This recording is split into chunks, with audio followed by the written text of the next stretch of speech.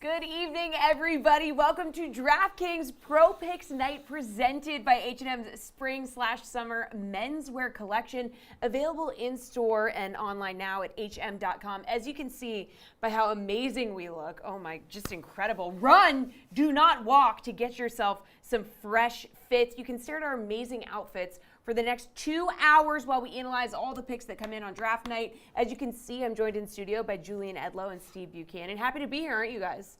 It's draft night. It's going to be wild This is a wild start to the draft. We haven't seen one like this in a while with so many mysteries. Yeah, and you guys look mysteriously cool in your outfits. Thanks, all you right, too. We have Femi Abebefe and Michael Lombardi in the VSiN South Point studio, and the one and only Johnny Avello in the midst of it all on the floor in Vegas. And last but not least, we have a rowdy crew down the hallway.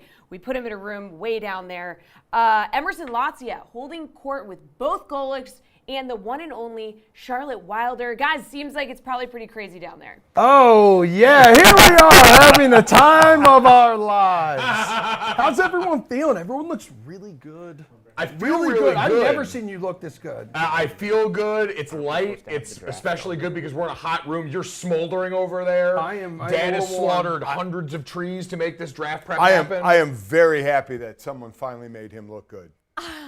I mean, because you guys match too. There's some coordination. It's cool because we're father and son, so that kind of works. Yeah, well, your faces match too. Well, except for the top of the head. Yeah. Right. Yeah. I wasn't going to say it. If H&M could develop a Lego hair feature, I would be very appreciative, and I would give them all of my dollars, and you should anyway. It's going to be a wild night, huh? I mean, like a lot of quarterback intrigue here. What are your expectations tonight, Charlotte?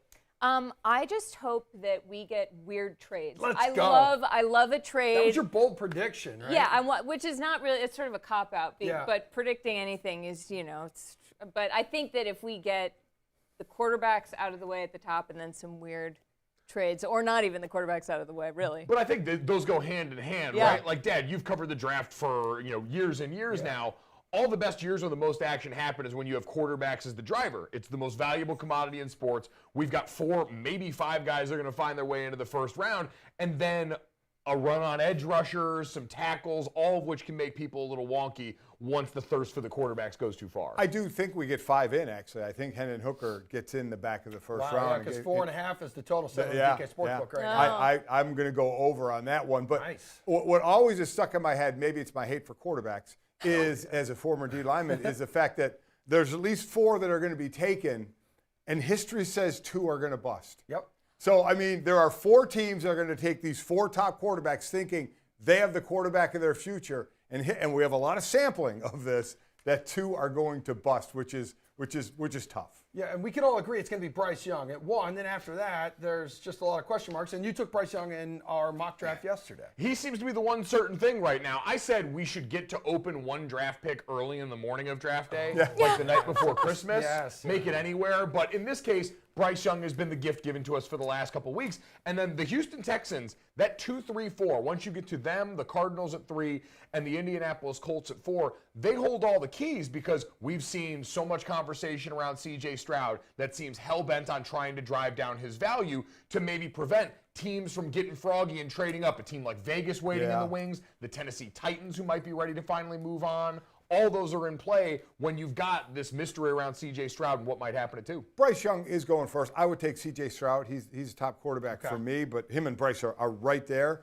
But then we all go to 2, and is Houston really considering not taking a quarterback when they need a quarterback? Yeah. Now, they need a lot of things, but, boy, how do you not take one there? And then maybe the first trade area is Arizona. Do they go for the high-profile edge rusher or say we need more assets, so let's drop back? Well, I think what we need, though, is a camera on Houston. I need a watch party in Houston if they don't take a quarterback. Yeah. I want to see those They fans. burn to the ground tonight. Yeah, you never know. You never know. Listen, because one of the storylines could end up being where some of the biggest names might tumble if they don't come off the board early, and we kind of saw that in years past. One example, Lamar Jackson. And today, real quick, before we toss it out to our friends at VSiN out in Vegas, Lamar Jackson signing the 5-year extension. So our long national nightmare here is over. He has just become the richest quarterback, the richest player in NFL history here.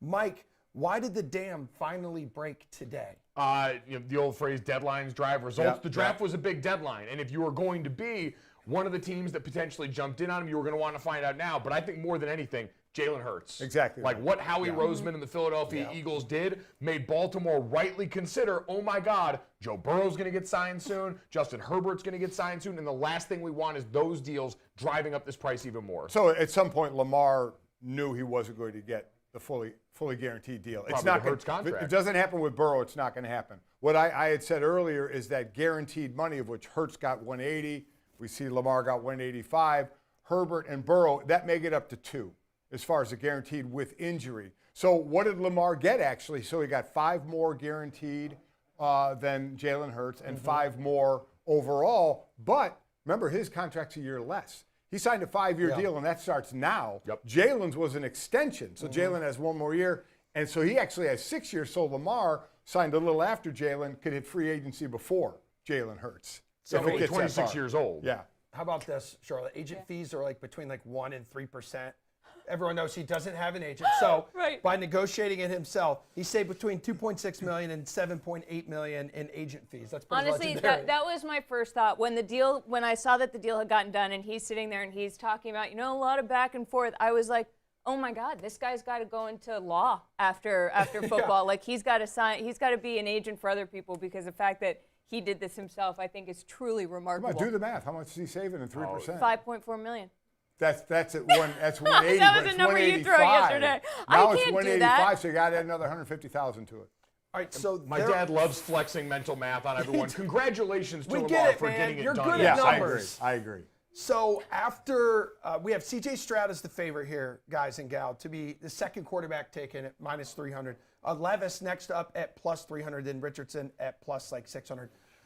Mr. Golick, who would you put your money on to be the second quarterback off the board? Oh, CJ Stroud, Okay. for sure. And then my order would have been Stroud first, Bryce, but it's not what I want. It's what the teams want. They're not listening to me. They should. They but, might be. So Bryce Young, CJ Stroud. Then I think it's Anthony Richardson, though you do hear the Colts do like Levis. But I think Richardson goes before Levis. I think he's 4th. What do you think? I would agree. I think there's too much talent there to pass up. Cleaner than most people have given him credit for, all those things. But a lot of smoke around Levis. A lot of smoke right now. Yeah. Yeah, and do you feel like Josh Allen, the way that he developed here, Charlotte, like that's playing a role in guys like Levis and guys like Richardson who have the physical tools, but may still have some question marks surrounding them? Absolutely. Their hands measure up great at the Yeah. combine. That's big. That's Unlike all Kenny teams Pickett. want. Yeah. Exactly. Bagel confirmed. I shook Will Levis's hand during this offseason around the Super Bowl time. Big old bear paws on him. He's And like that's a all large a puppy. team needs. That's all a team It's amazing needs. what we look at, isn't it? I mean, truly is. seriously. Hand size and then shorts and a T-shirt. Oh, my God, look what they did. Give me a Too jacked to play quarterback. Good problem to have. Well, I- Just like me. Just like me. Former NFL general manager Michael Lombardi knows a thing or two about looking at guys' hands when it comes to the draft. So he's out in Vegas now with our dude Femi. You guys take it away.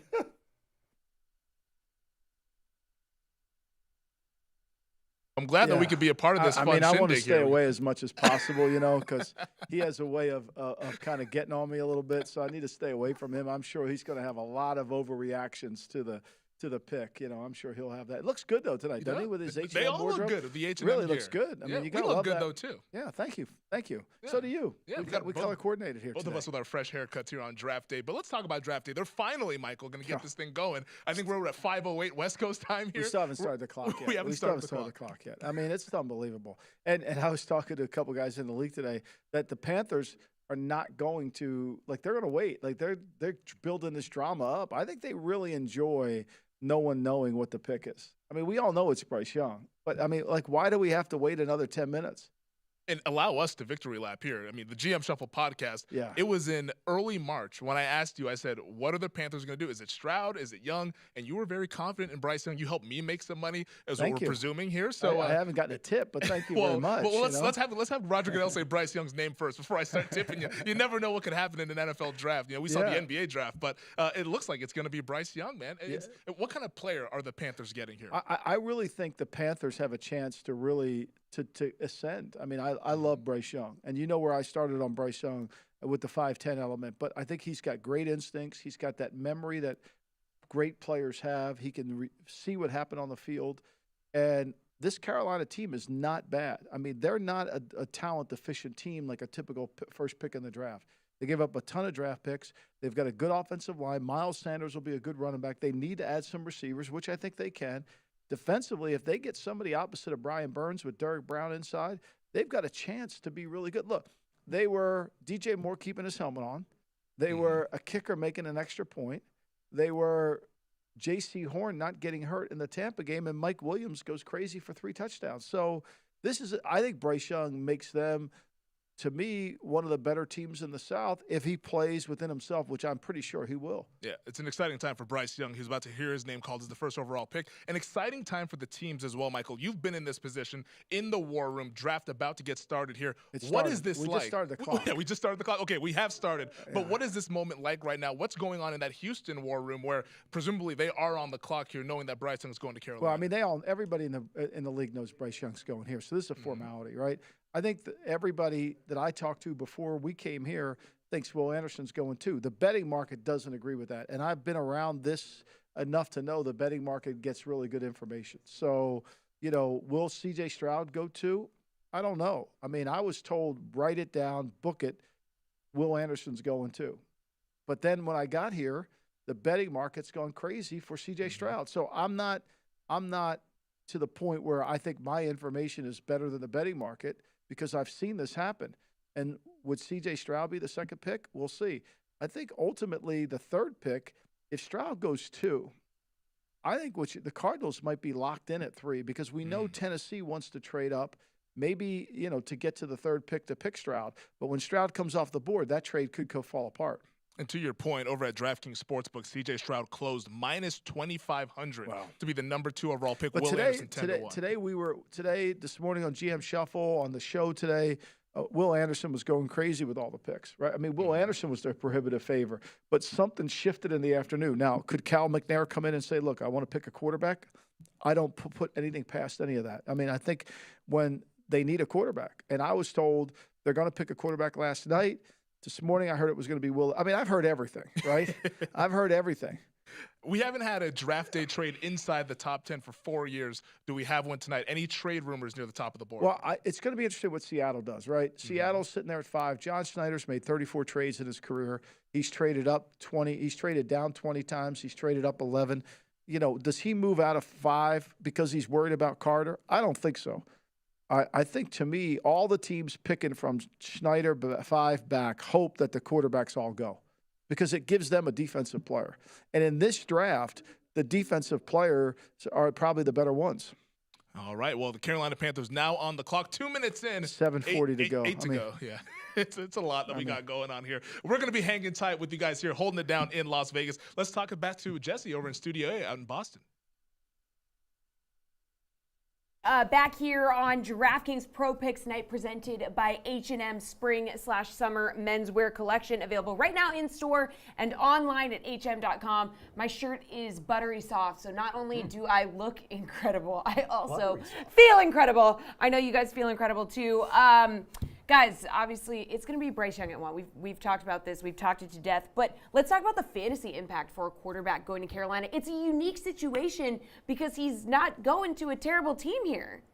Yeah, I mean, with Bryce Young, what I'm most impressed by with him, he's obviously played with some really good NFL-caliber receivers at Alabama, but last year he didn't. Alabama didn't have the weapons last year, and Bryce Young still played really, really well. I know it wasn't a classic Alabama national championship team, but Bryce Young did his thing with those guys that he had. Now, obviously, part of the trade for Carolina to move here, DJ Moore, one of the top weapons there, goes to Chicago. So they're going to have to build some weapons around him. But enough of the size talk. Like, we've seen what he can do out on the field in the SEC. He's evasive, he's quick, he's slippery, and he's real good throwing the ball. So I don't know what he's going to be right away, but if they can protect him by the time they get weapons around him, I'm a big Bryce Young fan. And not only that, it's like it just finally ends this carousel of characters that they've had under center for the past 3 years now. I feel like it's been for Carolina. So this is obviously their biggest need. They're addressing that big need, but just gives just solidifies that position that has just been in flux for so long, and that's really what this franchise needs to move forward and start building towards the future. And like nearly all the recent QBs in past years have been going to teams with no more than 3 wins in the previous season. So it's definitely a unique situation, especially because the NFC South was a mess last year. Yeah. Nobody had a winning record. So, I mean, what's the chance here that he goes in and makes an impact? He could be the first rookie QB to lead his team to a division title here. What do we think? I mean, just based on talent, based on talent alone, he would probably automatically be the most talented quarterback in that division when he enters at this point. So it's going to be Carrs, and I mean that's a little bit of a slight to the New Orleans Saints' new quarterback. No. Yeah. Tom Brady. Put it this way: Tom Brady exiting that division, and they were division winners at under 500 last year, right? If I'm not mistaken. Like, yes, it opens up a door for the Panthers if Bryce Young can be really good right away. But if we're looking at this from a betting market, Saints to win that division feels like they have the most talent at the moment. Well, we've also obviously had a lot of time since the college football season ended to talk about this, and Bryce Young's odds have gone all over the place here. Yeah, that's a roller coaster right there. Yeah, talk to me about that movement. What was going on? This is betting drafts. Drafts are information-based markets. There are no backdoor covers. There is no, my Boston Celtics played on Tuesday night. They were up 12 with 4 minutes left at home. Hawks were 25-1 on the money line. Hawks go on to win. That doesn't happen in drafts. It's all information-based. So, when the trade was made, especially when the number 1 pick is traded, when the trade was made, I think people presumed it was CJ Stroud. He became an immediate, massive favorite. And then when that information changed, you saw on the odds board right there that it changed. And then as it comes to draft day, you get the information of who the pick actually is. And then you see things like minus 2,000, minus 5,000 jumping up on the board. I had the under 19.5 minutes until Julian brought up losing a Celtics bet. So I'm cashing I didn't mention my bet. Cash it, Steve. I didn't let's mention go. my bet. I just mentioned that they lost. If you pull up the DraftKings Sportsbook right now, though, you can only look at the number 4 draft pick here because they've already taken those first 3. Which has moved a lot. No, so it went to Levis from minus 600 all the way up to minus 1,500. Levis is now minus 300. People are betting on some other players here to go number 4. So a lot's going on with that movement. Do we think anything crazy could happen with 2 here, guys? A 2 has been a nightmare. A crazy debacle. Crazy has already happened with 2. Right. Like no matter who the pick is. If you want to talk about like a roller coaster, just show who's been the favorite to go number 2 over the past week. We could all go to. I mean, we joked about this yesterday, how Reddit really kind of destroyed this market, but it actually truly did because the first 5 picks came off the board because it really just kind of threw a whole wrench into everything on who the number 2 pick is. And I think we've seen at least 2 or 3 favorites go just today alone for the number 2 pick. So in years past, where it's like I felt like, especially like 2 years ago in 2021, I think it was, we basically knew picks 1 through 3, like rock solid. Like we knew who that was going to be. We can't get past pick 1 this year. And I think that's what a lot of this intrigue comes with this year's draft. All right, good stuff, guys. We're going to throw it back to our squad out in Vegas. Femi, take it away. Thank you, guys. And the pick is in. Thankfully. Michael Lombardi. Oh, my God. They took it all the way down. The suspense is over. Now we got the next one. I mean, look, we talked about Bryce Young. I think this was really a good pick for Carolina. And, again, we said it, back in March? March 13th. I have the tweet up right now. This is from your Twitter account, March 13th, 11 minutes after noon. I'm not sure why CJ Stroud is now the betting favorite to go number 1 in the draft. I still think the Panthers draft Bryce Young at the top spot, but no way Carolina made this move without a guy in mind. No way. Well done, man. Thank you. I appreciate it. Well done. To me, the tape's pretty obvious. The tape on Bryce Young is obvious that he's the best player, and he gives them hope. Now, you're worried about him being 5'10". I grant you that. But he's got that instinct. He has that ability with feel and rhythm into his game, and his arm is really strong. His arm is strong. So you got a powerful arm. You've got somebody that can make all the throws. And what they also got is an alpha male. I mean, they got a leader on this team now. It was something they haven't had since Cam left the building. They have not had a leader at the quarterback position. And so to me, this is I think that there's brighter days here in Carolina. This is what Tepper wanted all along. He's wanted to get a young quarterback that he could build his team around, and now he's got it. You know what's interesting to me about this whole Bryce Young to Carolina thing all the way back in March when we talked about it was the assumption that I think a lot of folks made, and I made it early on, like in January, February, is that, hey, if Carolina ever had the chance to go up to number 1, I doubt it would be Bryce Young because in the past, Frank Reich has usually worked with bigger quarterbacks. Andrew Luck, Carson Wentz, Matt Ryan, Jacoby Brissett, all those guys are like 6'4 plus. Yeah. Bryce Young now as a physical outlier, it goes to show, I think, and something that you've talked about a lot on the GM Shuffle podcast, is that this is not just a coach's decision. One person doesn't make a decision. Oftentimes we get the alignment as Bryce Young just got the word that he's going number one. I love my man Fat Baby right there, too. Nobody looks as good in a suit as my man. That Jimmy Sexton right there, I love him. I love him. I've known him since 1988. It's incredible. So that's awesome. But I think, to me, when you break down Bryce, he has that unique skill and that ability to lead men at the quarterback position, which is really so important. And the players will gravitate to him. And I said this all along. There was no way they were letting Frank Reich make this pick. Now, they were going to take his information. They're going to take his advice. But there was no way that after what Frank Reich did in Indianapolis based on his selections of quarterbacks, whether it's Phillip Rivers, Carson Wentz, Matt Ryan, Sam Ehlinger, like there's no way you could let that happen. So I'm happy for Bryce Young. I think this is a great pick for them. I'm happy for the Carolina Panthers. I think they'll do really well with him. I think he's given him a chance. This is a good player. I know he's 5'10", but this guy has great ability. And that arm, now that arm is better than people think it is. It's way better than Tua's arm. This is not a weak-armed quarterback.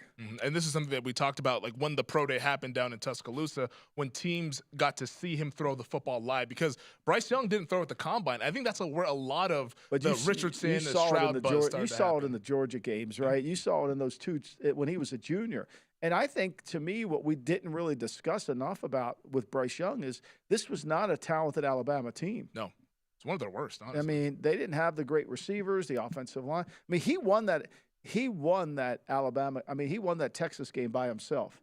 Yeah, the Texas game he won by himself. I go back to the Iron Bowl 2 years ago down in Auburn. That long drive he makes all the way through. Yeah, I mean, look, and he has a feel for the pocket. You can see it. Like here, the Texas, you can feel that he has a great sense of it in the pocket. So, I mean, that's something important. Now, this is the next pick as we transition here, Femi. This has been all over the board today, right? The Texans have about 5 minutes to go before they got to turn their pick in.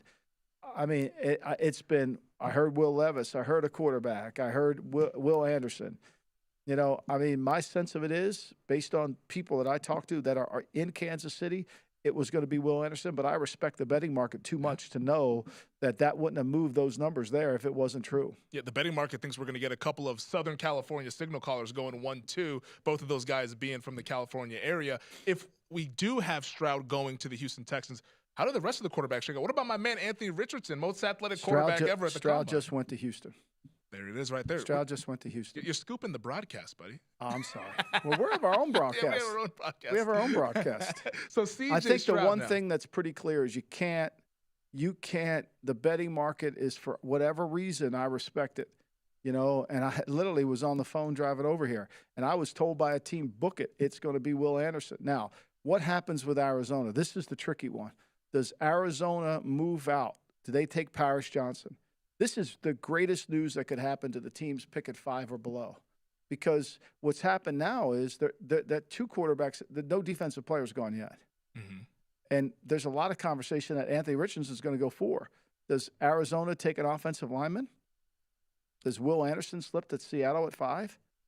See, this is it. And I don't know what happened today, but people that told me Will Anderson was going to be, they weren't lying to me. There's no skin in the game, right? And the one thing I've tried to say all along is nobody knows anything. I mean, nobody knows, right? That betting market was powerful.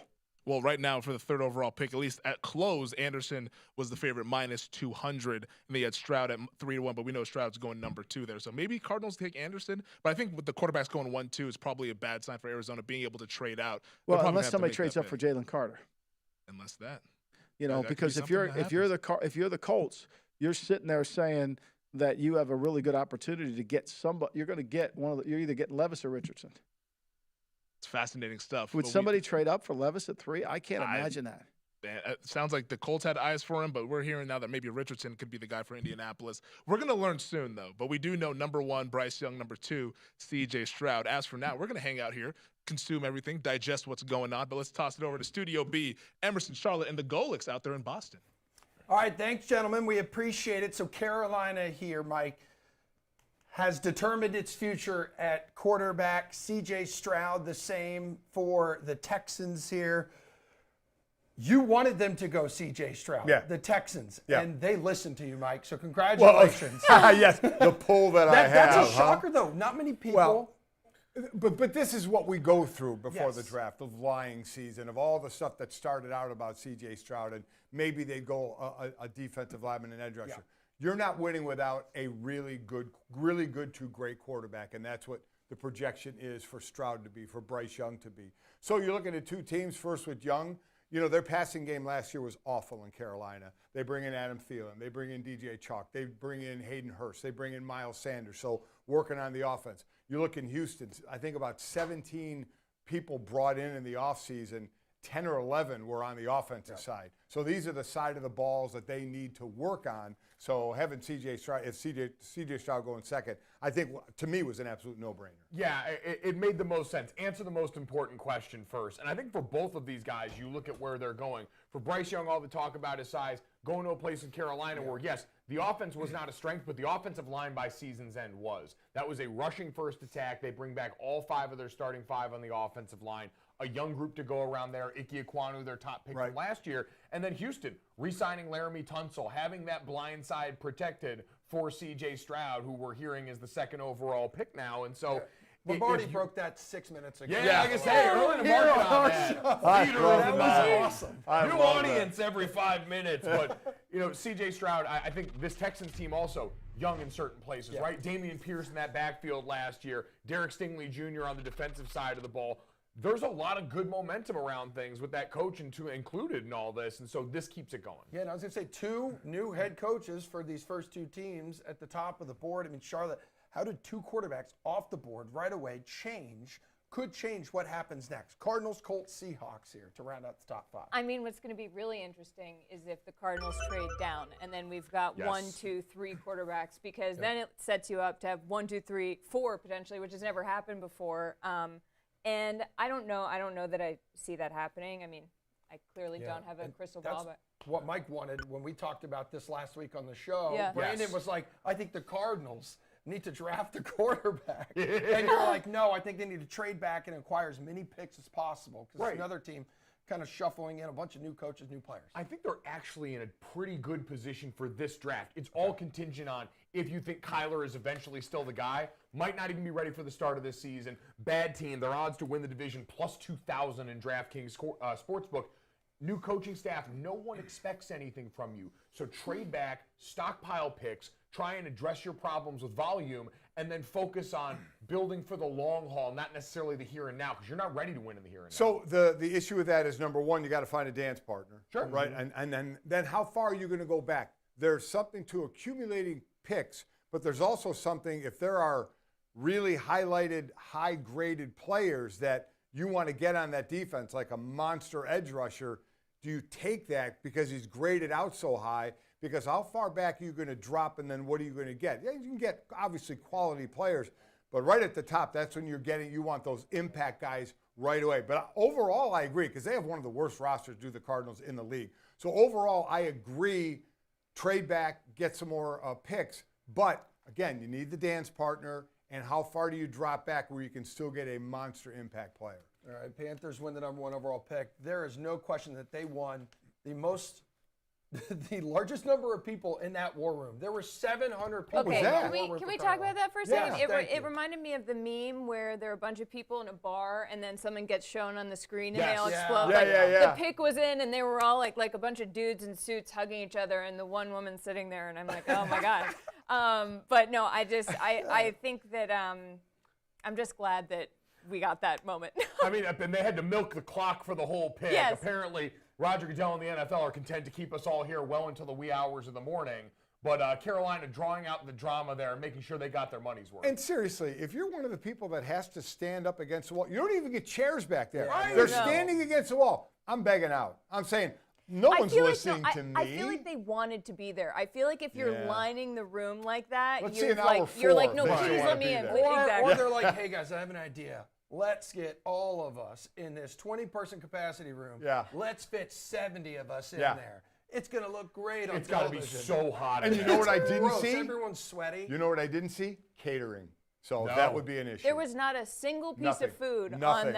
on those Better desks. be in the outer room. Yeah, well, I would hope. Yeah. Oh my God, they're gonna. As we get later into the draft, I hope they don't make them all stay through day 3. Oh my gosh. If they all have to be there, we're gonna watch people falling out in real time. They It's better, gonna be like training better camp. start drinking. Yeah. Guys, last April, one quarterback was selected in the first 73 picks in the NFL draft. We have 2 through 2 picks here. Out of the remaining 3 teams in the top 5, Mike Golick Sr., which one has the most pressure on it? Is it the Cardinals? Is it the Colts? Or is it the Seahawks? Well, the Cardinals are going to kind of set the table now if they do trade back. If they trade back, who's trading up to go to that spot? That's what everybody behind them now is thinking, who are they going to go up and they're going to get? Colts are going to take a quarterback.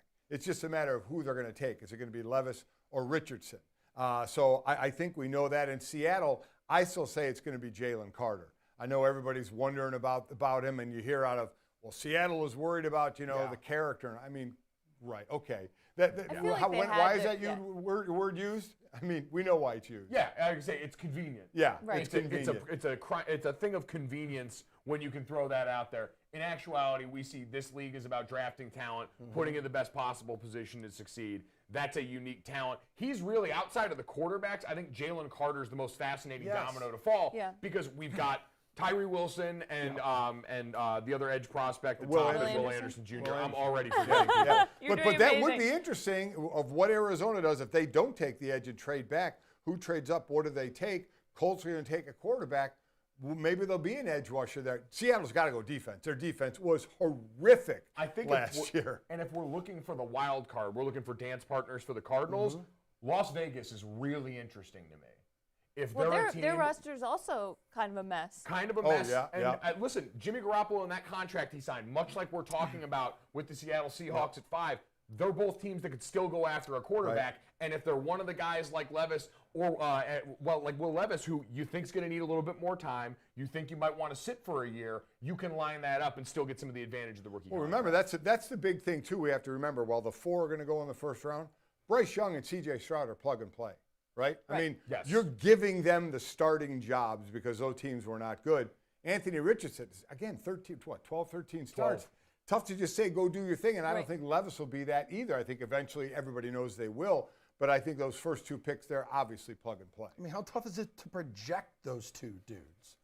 Well, Will Levis is interesting because his is a difficult projection because I think we think a lot about him, the lack of weapons from last year. He gets the Josh Allen similarities because both their weapons left for their last year in college, but he ran an NFL offense. So you've got that ease of seeing him play that Shanahan-McVay offense that's become really common around the NFL. And now we have Adam Schefter reporting that the Cardinals have traded the 3rd overall pick to the Texans. This is why I love the draft. Yes, this is why I love the draft. I'm like, the Texans?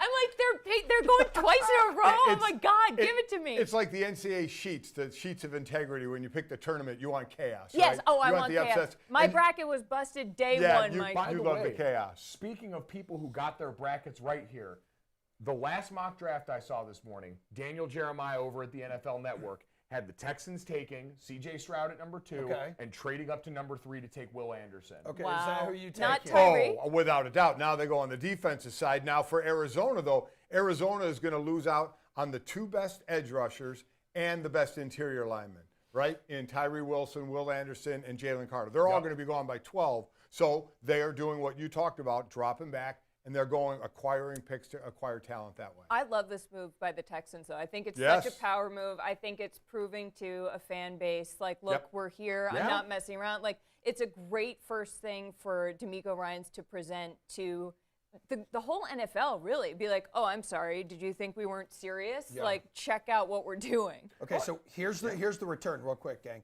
Cardinals get 12. They get 33. They get a first next year. Wow. They get a 3rd next year. Yep. Texans get the 3rd overall this year and 105. Wow. Reports are Will Anderson, that is the pick. Here we go. Shout out to love DJ, this. man. I love this. I love how I excited love you it. are But for to your chaos. point, I mean, this is a fan base. I called a few of the Texans games the last couple of years, and it's been horrible down there of what's going on. Rightfully so. So this is one of those where the fan base, you have a new coach, you have a new system, the fan base gets re-energized because of these 2 picks. So this is great for Houston. They needed this. And I love that we didn't overthink Will Anderson Jr., right? We heard all of the smoke around Tyree Wilson and the skills. 6'7", 275-pound, 80-pound pterodactyl man. Will Anderson Jr., much like Michael Mayer, who we'll talk about in this first round as well, had been so good for so long at Alabama. 17.5 sacks the year ago, over 30 tackles for loss.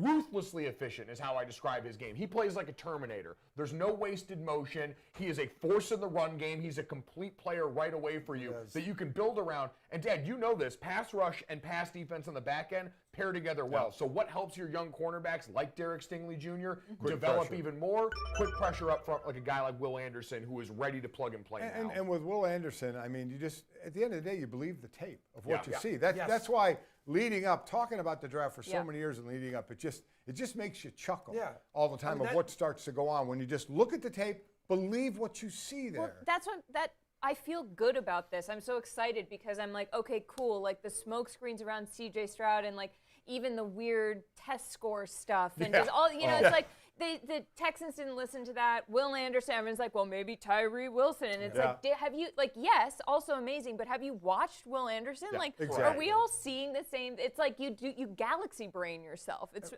remarkable. Galaxy brain. The S2 test is down horrific right Horrific. now. What the hell is the S2 test? Exactly. I don't know what that is. Baby. We didn't come here to play school. Good for D'Amico Ryans here, guys, because he takes care of the long-term signal caller situation, which was obviously the most important task and in that dire need in the pass rush, which on the second level of defense too, which you cannot forget that they have the additions already of Sheldon Rankins, Denzel Perryman, Corey Littleton. So he's built a defensive guy. Littleton, Perryman, just add some more. Absolutely. That's why you brought me here, right? Yes, that's it. That's exactly right. That's why I'm here, right? We need a big man soon, but. But you're right, building his defense. I mean, you knew you had to start on the year. You have to have a quarterback, but now building your defense, that's where he's gonna make his mark. Think about football. Works from the quarterback back, right? So one of the most important things, guy that can throw the ball, guy that can block for him, guy that can cut his head off. Yeah. The Texans got 2 of those 3 in the top 3 picks of the draft. Yeah, good for them and good for us because we're lucky enough to work with a number of former NFL players here at DraftKings. Mr. Golick, you being one of them, VSiN Sean King, and Mike Pritchard as well. All of you drafted in the NFL draft at one time or another. Right now, you guys are going to take us down a trip down memory lane and bring us inside your draft day experience. When the draft was going down, my brother Bob, who was already in the NFL, brought a few cases of beer to Notre Dame, where I was. I was in my apartment in Colorado, just off of campus, in my underwear. We had a house full of people. We had cousins, aunties, uncles, friends of the family. The house was full. My dad barbecued. It took me so long to get drafted. I got drunk, I sobered up, and got drunk again. We had a great time. Outside of the fact that I didn't go as high as I anticipated going. So I finished my junior year at Notre Dame as an honorable mention All-American, and there was talk of second round, I think was a projection going into my senior year. And I got hurt the first game, hurt my shoulder, and the stock kind of plummeted a bit. My expectations on my draft day, I didn't have any, to be honest with you. It was a surprise to me. Being drafted 13th overall in the first round was not something that my agent was aware of, or certainly I was aware of. It just happened all at once, to be honest with you. I was going to the West Coast. Southern boy, St. Petersburg, Florida. I had a great meeting with Bill Walsh and the San Francisco 49ers, and I was convinced I was going to be the next Joe Montana. San Francisco got on the clock. I told my parents, everybody make sure the phone's free, and the announcer said the San Francisco 49ers select Reggie McGrew. Needless to say, the next 20-something picks were a tough time for me. It was around midnight on the second day. Ended up going in the 10th round, so at that point, I was just happy to receive. It wasn't hear my name on TV. It's a different ballgame. It was have the phone ring and have a GM on the other end saying they just selected you. Now it's a show. It is legitimately an incredible show where back in my day, as they say, it was a procedure. It's such an event now, and it's prime time. So it's handling the buzz, handling social media, handling the attention. You're expected to show up at the draft, get the hat, get the bro hug from Goodell. I think the difference if I was in this draft, man, people would know who the hell Sean King is. In 1999, Tulane wasn't on TV. And listen, I had great cheekbone structure. You know, my hairline was in place at the time. You know, I was articulate. You know, I think I could have made, you know, a couple more dollars off the field. But back then, the brand in itself wasn't what it is today. The advice I would have for anybody would be to enjoy it, cement it. Don't let your expectations of where you're going to be drafted impact how you cherish this moment. Really understand that it's just an opportunity, though. Just be happy if your name is called. I remember interviewing Aaron Rodgers. Aaron drops obviously into the 20s, and I interview him after that, and he's just ticked off. I went 255. You still went in the 20s, you know? You're still a first-round pick. I get the pride thing, and maybe this is the 10th rounder in me talking. All you want to be in a position for is getting issued a helmet and shoulder pads. Now you have the chance to go on the field and prove to them that you belong to be there.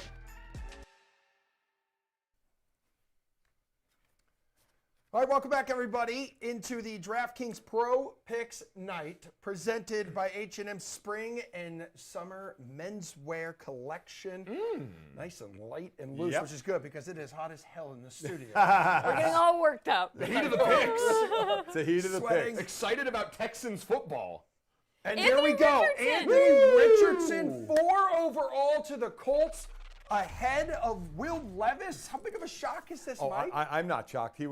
My order was actually Stroud, Young, Anderson, Richard. I'm sorry, Anthony Richardson, and Levis.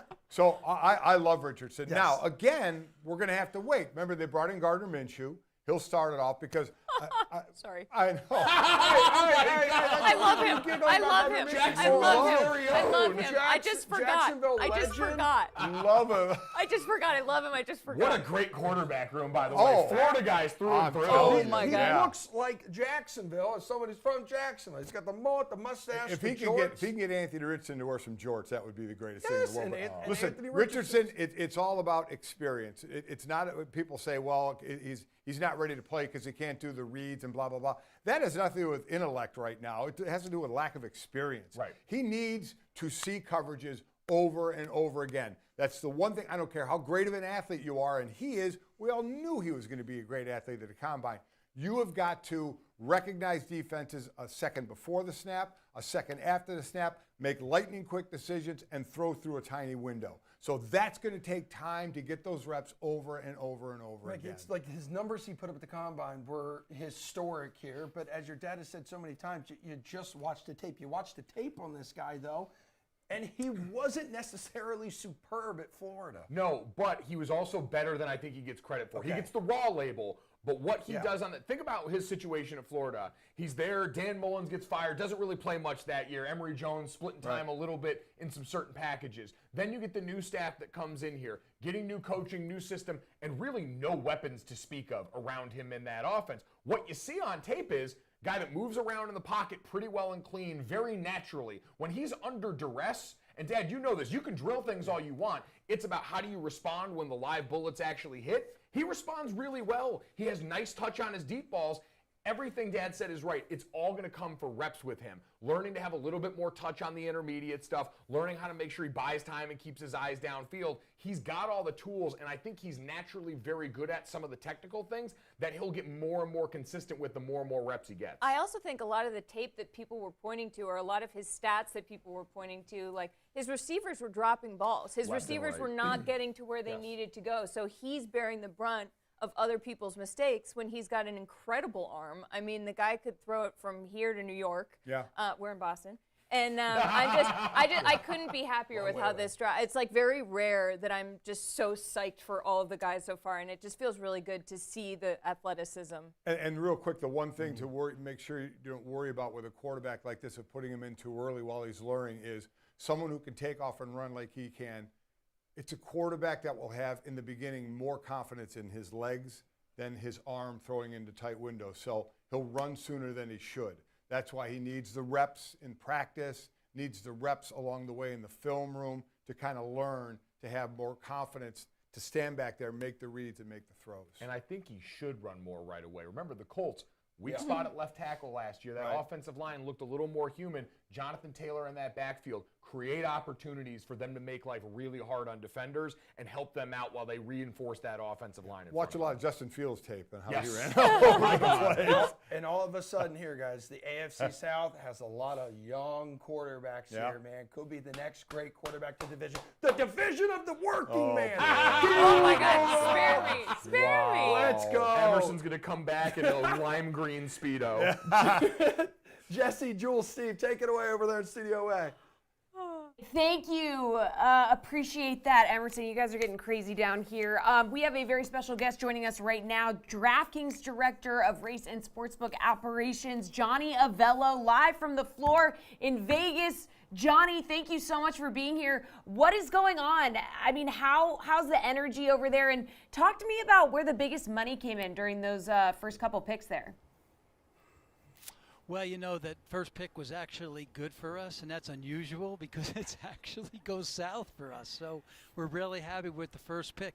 And the reason it was so good for us, Jess, is that you had Stroud money, Richardson money, Anderson money, Levis money. I mean, during the last couple of months. So that worked out well. The number 2 pick, not so well, we did, because the money poured in on Stroud today, the last 2 or 3 hours. It was all Stroud money. We closed Stroud 1 to 25, minus 2,500. So second pick, not so good. Third pick, not bad. Anderson Jr. made a little bit of money there. Fourth pick, we thought it would be Levis, and it was Richardson. Levison was a winner for us, and Richardson was a loser. So now we're waiting for Seattle's pick, and you know, are they going to go to a quarterback? Are they going to take Levis, or are they going to take Carter? We'll see, and that's another decision for us. One's a winner, one's a loser.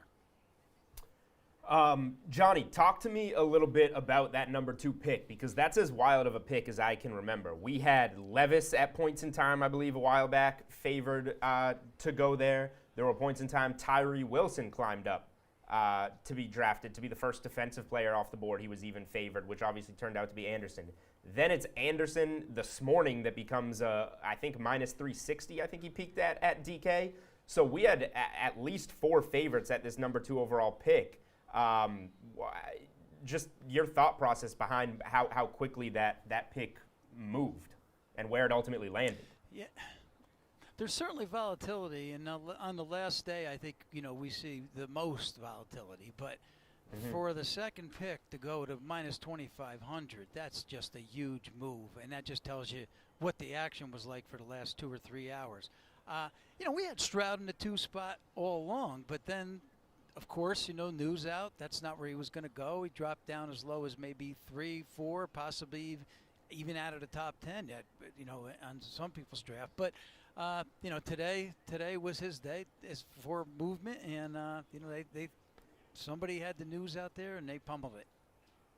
Johnny, I just want to talk about all the unique markets that DraftKings Sportsbook offers too. I think we have the biggest markets that you can really choose from really any book that you can go to at this point. How tough is it to keep up with all those type of different markets, especially with the draft? Because, you know, good example with that number 2 pick, how fast all these things are moving.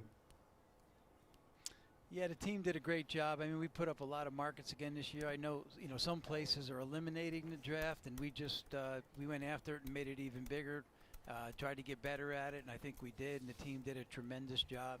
You know, the volatility that happens, who knows that? I mean, you know, how that is the most difficult thing to stay on top of, but I think the odds were positioned on all the players correctly, you know, through the months that we've had it up. So hats off to the team here, and hopefully it'll come out to be a positive outcome. Johnny, thank you so much. We will touch base with you again later on in the show. Fellas, let's talk about what went down since we were last talking about the picks. Obviously, we talked Bryce Young going 1, but then we had CJ Stroud, Will Anderson Jr. after the trade with Houston and the Cardinals, and then Anthony Richardson. We talked about this before the draft even started, saying like the story could be about some of these QBs who start to drop down the board. So what do you think about Richardson going ahead of Levis and what that means as we move forward? Well, I think it might be one of the most volatile picks that we have here, because when you think about him and you like the scouting report on him, he is absolutely the most athletic out of all of the quarterbacks, but he was the one that was the most raw. And he was the one that really hadn't seen as much game action, and his game action numbers weren't really all that strong. But I think, this is more of a play on his overall athletic ability. Like, there's comparisons that he has like a Josh Allen type body, but he also can run like Michael Vick. And when you kind of put all that stuff together, and especially with how the league is going at this point, that obviously can be a huge portion of success for him. So I think they're really banking on the athletic ability, and that's why they took him at 4 over Levis. So basically, the Redditor was not correct. Julian, we can just go ahead and say that Redditor was full of it. Yeah, people on Reddit do miss from time to time, believe it or not. Are you kidding me? Wow. For me, like, this is where you, like, do you want to go off information and reports or what you think? Like, what I think is that Will Levis is, he could be anything. And Richardson as well, super raw, but like the upside he has with how people are drafting quarterbacks now in the NFL. You got the Josh Allen comparisons, and even better on his legs. So I think Richardson is going to be a better player than Levis, but that's my opinion. In terms of what it meant for the betting market, that is, much different than we anticipated it would be, as the number 5 pick comes in is something much different than we anticipated it was going to be. Yeah, wow, a shocker. A lot of people saw him going 6 to the Lions, but now we have Devin Witherspoon going 5 to the Seahawks. Shocked by them taking a quarterback here, Steve? I would say too. I mean, Jalen Carter, not even just about less than an hour ago, was minus 400 at one point. To be going to the Seahawks here. So this is definitely, I think, one of the biggest shocks that we've seen thus far. And then what does this bring now? What's the trickle down effect here? Because like you mentioned too, like he was one of the favorites to go to the Lions, and then the Raiders were also in the cornerback market. Christian Gonzalez was the overall favorite at the time, plus 225 to go to the Raiders. So what kind of effect does this have moving forward now? But I would think, unless you want to say Richardson's probably the biggest shock so far, but back-to-back picks now where, the sportsbook aren't always going to have these right. And obviously, with how volatile it is, that's what we've seen. So this one, did you mention Carter odds in there? Yeah, minus 400. Okay, so this was Carter steamed to go to Seattle for like the last 2 days. That was probably the most consistent one over the past few days. So we've been talking about a lot of picks that, and we just talked to Johnny, like Stroud, 3 hours before the draft, steamed up to minus 2,500. This one, you had to lay juice 2 days ago for Jalen Carter to go to the Seahawks, and he's on the board there, and they wind up going cornerback. So that, again, another one that they kept very tight to the vest, and I think we're seeing no more spoilers here in the NFL draft. Information is a lot different now because this top 5, if you made an exacta of this top 5 odds-wise, you're buying a house. So at 440 today, Witherspoon to be the 5th pick was 20 to 1 odds earlier, just a few hours ago. So what does this mean for some of these guys that are starting to fall now? I mean, what's going to happen with this top 10 grouping here? Do we think the Lions going to take? They were really, Devin Witherspoon everybody was saying Dan Campbell was all about him. So who do we see them taking next? I feel like Carter has to be the play now for the Lions at this point, right? He's the most powerful defensive lineman in the draft. I mean. So, they just used a number 2, right, on D-line. Yep. Could they use the help? Sure. If they want to go corner now, because Witherspoon was minus 350 or so to be the guy for Detroit. Correct. They could go with Gonzalez, who would now be the top corner on the board. Now Arizona's moving up to 6. Oh my God. Okay. So a lot of moving pieces here. So Arizona's moving to 6. Yep. So the Detroit Lions Okay, so if I'm guessing, and we're setting ourselves up to miss here because this is on the fly. If I'm guessing, Tyree Wilson would be someone of interest at 6, or Paris Johnson, the O lineman, get their quarterbacks in protection. Well, that was the thing too with Wilson. If he wasn't taken initially in the top in the second or third, he was one of the candidates to drop after that because there wasn't a need for that with some of those other teams coming up. Yeah, so there was a time in the betting market where the favorites to go 3 were Tyree Wilson and Paris Johnson. That being because Arizona held the 3rd pick. Arizona then held the whatever it would be, 12th pick, and now turns it into the 6th pick. So those guys that were previously favored to go at 3, which are now both there at 6, would become the favorites. But if we've learned anything, the guys being favored there means nothing because absolutely nothing. They Yeah, and what was it? It was 4.5 quarterbacks picked in the first round now, and it's beginning to look pretty chaotic here for QBs. Yeah. So we'll get into that a little bit later, but let's toss it down the hall to Studio B, where Emerson Latzia is standing by, and there's a Latzia trades happening. Jesse. Wow. Okay, so Cardinals are up back now to 6. What are they doing? What are they going to do here? Doing some good things is what they're doing is just for like a the movie team. Draft Day. We're living it, people. Come on.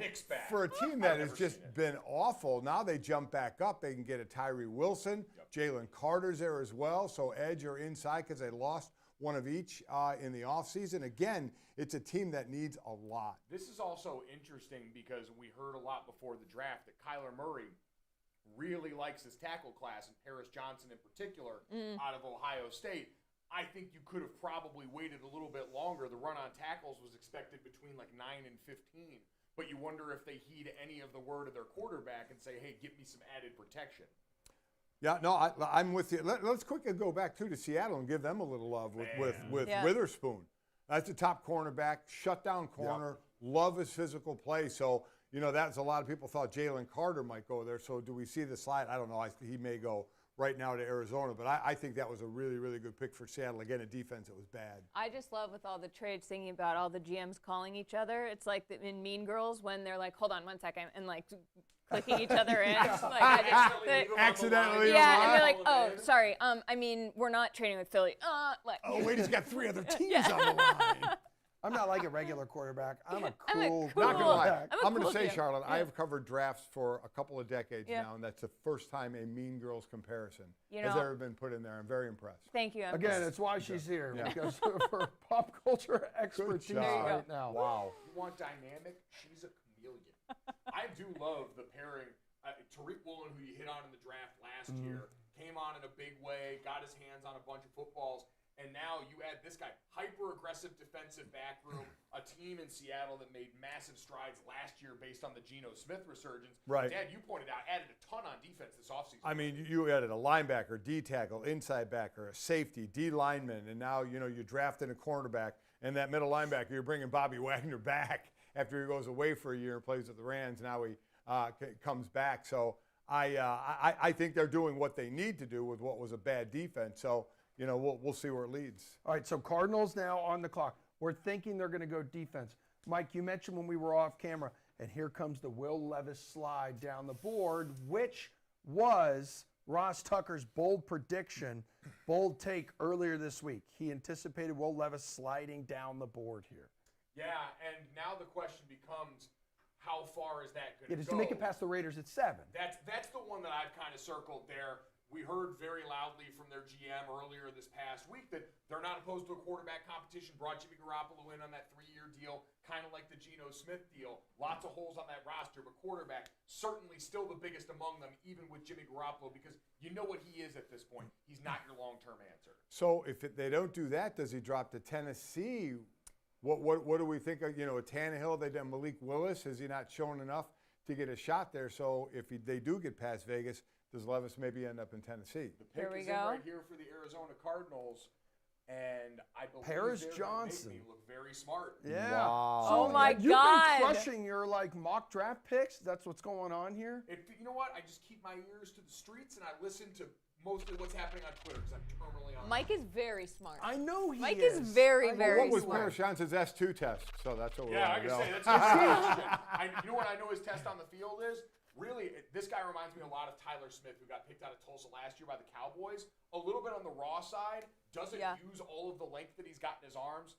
Great motor, great body angles, loves to get after people. And if someone can just coach him up a little bit on using his hands, getting him out and using all that length, he can be a really elite tackle. Like, there's Pro Bowl, all-pro talent in that guy's body. I mean, he's pretty smart. Is he your top 2 smartest of his 2 sons? Well, I mean, I have 3 kids and I rank them every day.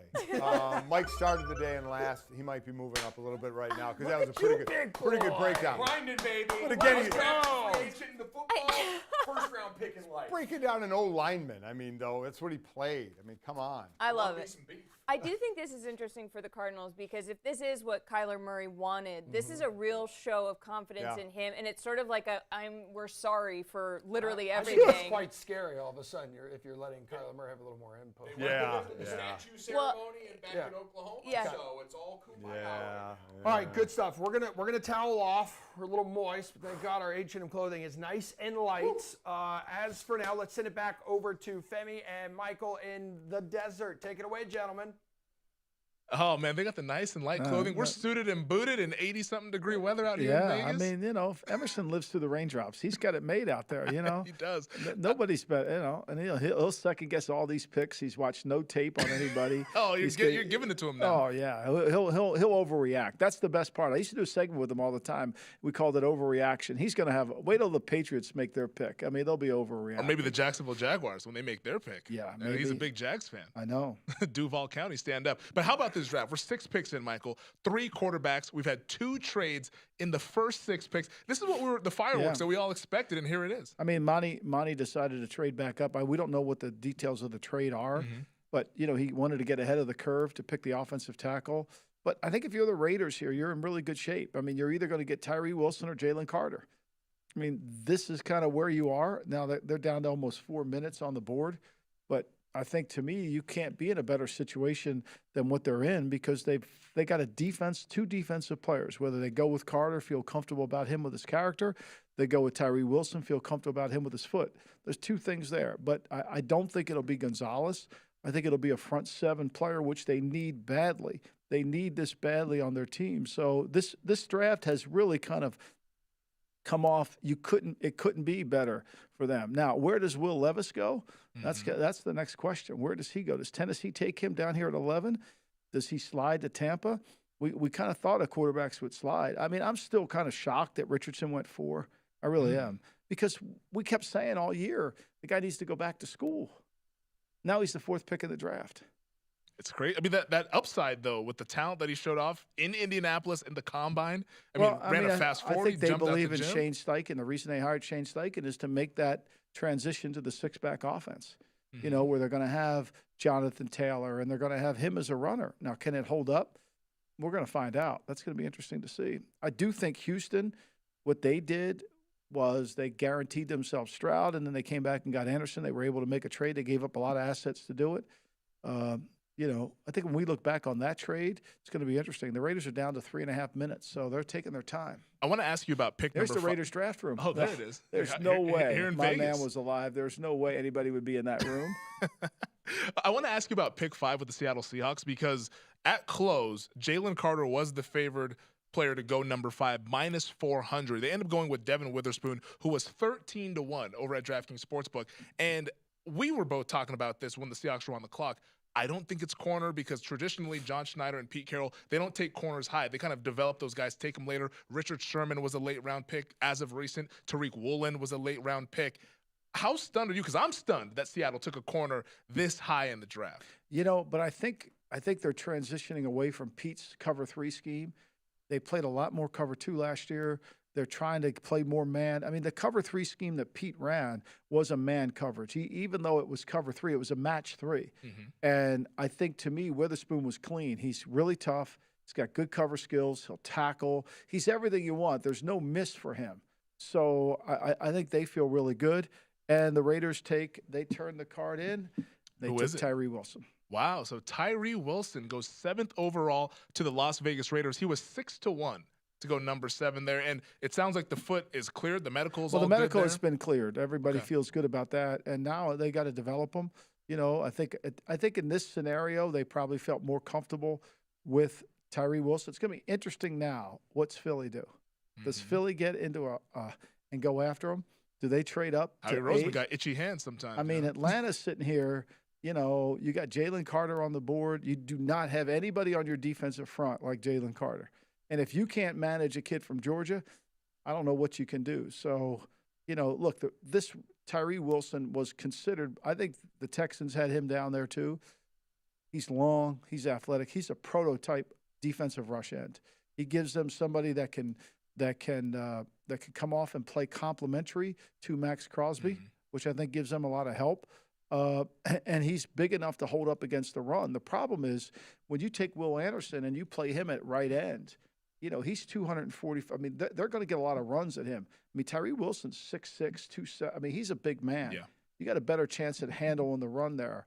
And that's why I think, but the foot has always been a little bit concerned. I'm told he will be fine for the start of camp. It's interesting because in that AFC West division, you have high-profile quarterbacks. Of course, the biggest and best quarterback, Patrick Mahomes, in that division, Justin Herbert in that division. This makes a lot of sense, and this is what they tried to do last year when they signed Chandler Jones to kind of have those bookend pass rushers. If you can develop Tyree Wilson, now you can go ahead and – because the only way to beat Mahomes is to get him on the ground. You got to get him on the ground, and you got to be able to run. And I think, to me, they played it down the middle. They wanted somebody to represent their program who's a great kid. They loved Wilson when he came through. They thought he had a chance to be, really special. He's a man. I mean, he is truly a man. Now, they got to get him healthy and get him on the field, and everybody seems to think he will be. So we'll see how it works out. I'm really interested to see what happens here at number 8. The Atlanta Falcons, they've been linked to many of players, most notably Bijan Robinson. They got to take a defensive player. They have too many running backs. I mean, what are you going to put Bijan on the field? Cordell Patterson's a really good player. Tyler Algier. Algier's a good player. Huntley's a good – I mean, they were running the ball. That wasn't their weakness. Now, stopping people, they have nobody up front in their front seven that has any power. Grady Jarrett's one of their best – like, how are they going to do that? Like, there's no chance on that. I think they've got to take that. I think that's pretty clear. I think that the Falcons need a defensive player, and the way this has come down, Chicago's offensive tackle. Chicago wanted to pick Carter the first pick in the draft. They might get their chance now. Who do you think hears their name called first, Bijan Robinson or Jalen Carter? I think Carter. Carter, so you think he'll still go top 10? Yeah. He was promised top 10 at least, that we think I think Philly will pick him at 10. Gosh, as a Cowboys fan, I don't like the sound of that. You're not going to like that. I don't like that. Look at this suit here, family. You would look good in that suit. I love that suit. Look at that. I don't know if I could pull off the shirt with the chain, but the suit, I would definitely attempt it. I'm enjoying that. Yeah. I mean, the color scheme is interesting. We're going to get him in silver and black, though. We'll see if H&M can hook us up with a suit that looks like that. We can wear it next year for the draft. I bet Emerson has clothes like that. He just didn't put them on today. Well, in a roundabout way, we'll get to Emerson, but let's toss it over to Studio A with Jesse, Steve, and Julian out there in Boston. Back here at DK headquarters on DraftKings Pro Picks Night presented by H&M's Spring/Summer Menswear Collection, which is available in-store and online now at hm.com. So we're breaking down the NFL Draft pick by pick. We have our huge panel of NFL analysts. I am here with Steve and Julian, where we have just been scribbling all over our papers. There's all kinds of notes everywhere. We were talking about how we prepped all day for this, and none of it matters at all anymore because everything is just going crazy. So, Tyree Wilson, how surprised were we to see him go off the board before a lot of these guys? Not crazy surprised because everything beforehand went so much different than we expected. Yeah. So, like, Tyree at a point in time was favored to be the first defensive player off the board. He was favored to go number 2 overall. He was connected to Arizona a bunch of times. He could have been 3. Then he could have been 6 when Arizona was at 6. So, like, it doesn't necessarily surprise me. I think that Tyree Wilson had one of the widest ranges because he has some hardware in his foot. He's not cleared by every team medically. So, like, he's somebody that could have gone 2 to 15. He had one of the biggest, widest gaps of any player in this draft. So, of course, the Raiders swoop in, target a high ceiling player. It makes some sense. I just think, I don't know if a lot of people maybe thought that once Will Anderson was the first defensive player taken, that Tyree Wilson would go off the board before Jalen Carter. Jalen Carter was, like we talked about, a massive favorite to go number 5 to the Seahawks. So, not all that surprised by the fit, but just what happened before it to set it up, I guess. Josh McDaniels, though, kind of taking a swing here. I mean, he kind of needs a sure thing, and this seems like it's not really a sure thing. I definitely would have liked to have seen them take a cornerback. I think that is one of their most glaring needs. Well, but of course, but I think it's fair to say that's also one of their most glaring needs on the team. But, like you mentioned with Wilson, too, I mean, this was somebody who was just so, if you look at any mock drafts, put, 5-6 mock drafts together, Wilson was probably in a different spot every single time. He was the most volatile out of all the players that could go in the top 10. Yeah, really quick, too, we talked about this. Cardinals playing chess, not checkers, took Paris Johnson at 6, who they would have taken at 3, and then they got a bounty for that trade. So are they just like winning the draft right now? I mean, they came into this with one of the best draft capitals of the entire draft anyways, along with Houston. They were just in such a great position here, and you're right. Like, they basically got the guy they were going to get anyways, and then they add a first-round pick for next year, too. And that's going to be interesting, too, because, yes, obviously the Houston made, bounds of moves here, but they're playing in a division that could end up being fairly tough overall with the Jacksonville Jaguars and stuff, who I believe are minus 150 to win that division. So that really could end up being a really valuable pick for the Cardinals next year too as well, if the Texans aren't ready to make that next step to be, they're going to be much more competitive than last year. There's no doubt about that. But how that team ends up playing out, that could end up being a really good pick for the Cardinals next year. We're hearing that it's going to be Bijan Robinson to the Falcons. Is that kind of a wild move? Like, we're hearing that they got nobody up front. They need a defensive player, and they're going to go out and grab a running back. So not many people, I won't say nobody, not many teams have more needs than the Atlanta Falcons right now. True. So taking a running back is kind of strange. That said, like we talked about on other draft shows we've done, GMs are saying that this is one of the weakest draft classes they've seen. There's 31 picks in this first round. Some of them have 15 to 18 first-round grades. Bijan Robinson is a really good running back, like potentially generational player. He's one of the most talented football players in this draft. So if the class is weak, that means a running back with generational talent is gonna go up. Now, to go 8 to a team that has a lot of needs, that's a little bit of a weird part, but Bijan Robinson has been linked to this team. They need skill position players with their hands on the ball. So I think he's going to make this offense, they're going to Desmond Ridder. They could use a guy they can hand the ball to and get them yards, and Bijan Robinson is going to be that dude. So I have nothing bad to say about Bijan Robinson. I think he's a great football player. It's high for a running back. I just think what this draft class calls for is a lot of curveballs, which we're seeing early. We're seeing the curveballs. Yes, no, truly. Like, I feel like the Falcons need help on both sides of the ball, but running back wasn't that glaring position that they needed to fill. But nonetheless, Robinson was the favorite to go to the Falcons. I think it was plus 175 earlier today. It was. I think it ended up closing around minus 110. I think it was what it ended up closing around. More, 190 at one point, I think. But they definitely could have used, a defensive end. They could have used some linebackers. I'd love the team get another wide receiver to complement Drake London too, as well. But again, you're talking about.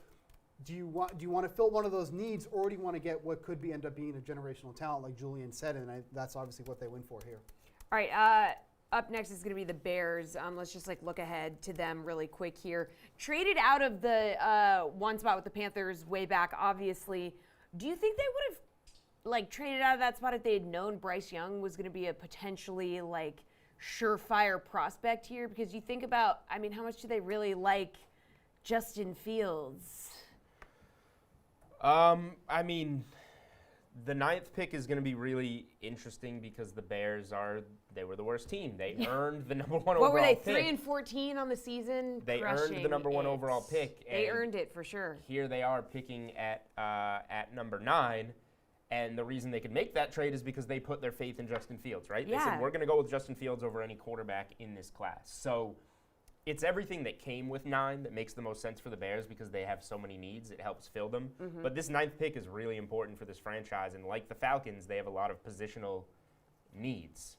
And Justin Fields was sacked 55 times in 2022. You might want to protect him, perhaps, we think? That would obviously be an important piece to take a look at. But, about an hour ago, the odds-on favorite at the time was Paris Johnson, and now it doesn't matter because the Eagles have traded up to 9. Well, I told you the Bears need to fill a lot of things, so presumably I know this is a 1-pick move up, but they're going to get something for that and be able to put another player on their team. As these two scribble things down. I quit scribbling things down. Let me just is that organized for you over there? Pick 9 for pick 10, and you get a 4th. The Bears get a 4th rounder next year out of it. That's a mid-round player. So who are the Eagles going to take at 9? Jalen Carter. Okay. Yeah. If there was a live betting market open for number 9, which there's not, it would be Jalen Carter. Okay. That's all we got. I'll be shocked if this isn't Jalen Carter. Well, but again, we talked about this earlier, amongst the top 5 picks, Carter had the best odds aside from Bryce Young to go at that spot, and that obviously is not what ended up playing out here. So, I mean, I guess you could say the Eagles are getting some pretty good value here, getting Carter at number 9 now, whereas, this was something that they probably wouldn't even have imagined was even possible at that point before the draft began. So, the Bears, I guess, didn't have interest in Carter is what this tells us. They weren't going to go with Carter. The Eagles will go Carter, and then the Bears presumably will go offensive line at 10. I'll say that I like Darnell Wright to go number 10 to the Bears would be my guy. A guy that played at Tennessee as we get the Bijan official pick. Didn't allow a sack last year. We're talking about how many times Fields has been sacked. Get yourself a guy that doesn't allow sacks. That's what I think the Bears will do at 10. So I think on a night that we have literally no clarity, the next 2 picks are becoming somewhat clear. Carter and Wright. So the quarterback total prop is 4.5. So how's that looking right now, fellas? It is. It's gonna be right. It's gonna be. So it doesn't really matter because it's all about whether Hendon Hooker goes. Yeah. So 3 of them went in the top 4. 3 of them were supposed to go in the top 4. Now we thought we'd probably see Will Levis go somewhere up here, and he hasn't. But I don't think Levis is in any jeopardy of sliding out of the first round. So as long as Levis goes somewhere, I'm hearing the Patriots like Levis a little bit. I know all the Mac Jones chatter, but the Patriots are coming up at 14. I know they like Will Levis a little bit. As long as Levis doesn't fall completely out of the round, the prop is going to be where it always was. It's whether Hendon Hooker goes or not. We're hearing it is going to be Jalen Carter for the Eagles. And that makes here. sense. I mean, that makes sense. Things are starting to make sense, guys. It's all making sense. But looking at that quarterback prop, it's like looking at the teams that still have a first-round pick here, who realistically we think about. Tennessee is obviously one of those teams. I think you could put Tampa in the mix there for a quarterback. Minnesota has been linked to a quarterback too as well. So there definitely is going to be opportunities for teams to grab that up there, but it definitely isn't as clear as it was, maybe about a half hour, 45 minutes ago. Nothing is clear anymore. I can't even read my piece of paper. I've scribbled all over it. So earlier in the show, guys, Mike Golick Sr., Sean King, Mike Pritchard brought us all back to their draft day, what it felt like to hear their name called, how amazing it was. 2 of our other NFL analysts, Ross Tucker and Mike Golick Jr., they also saw some time in the NFL, but came into the league as undrafted free agents. So let's take a look at how draft day went from their perspective. Expectations for me on draft weekend were pretty realistic. I knew I wasn't going to get drafted.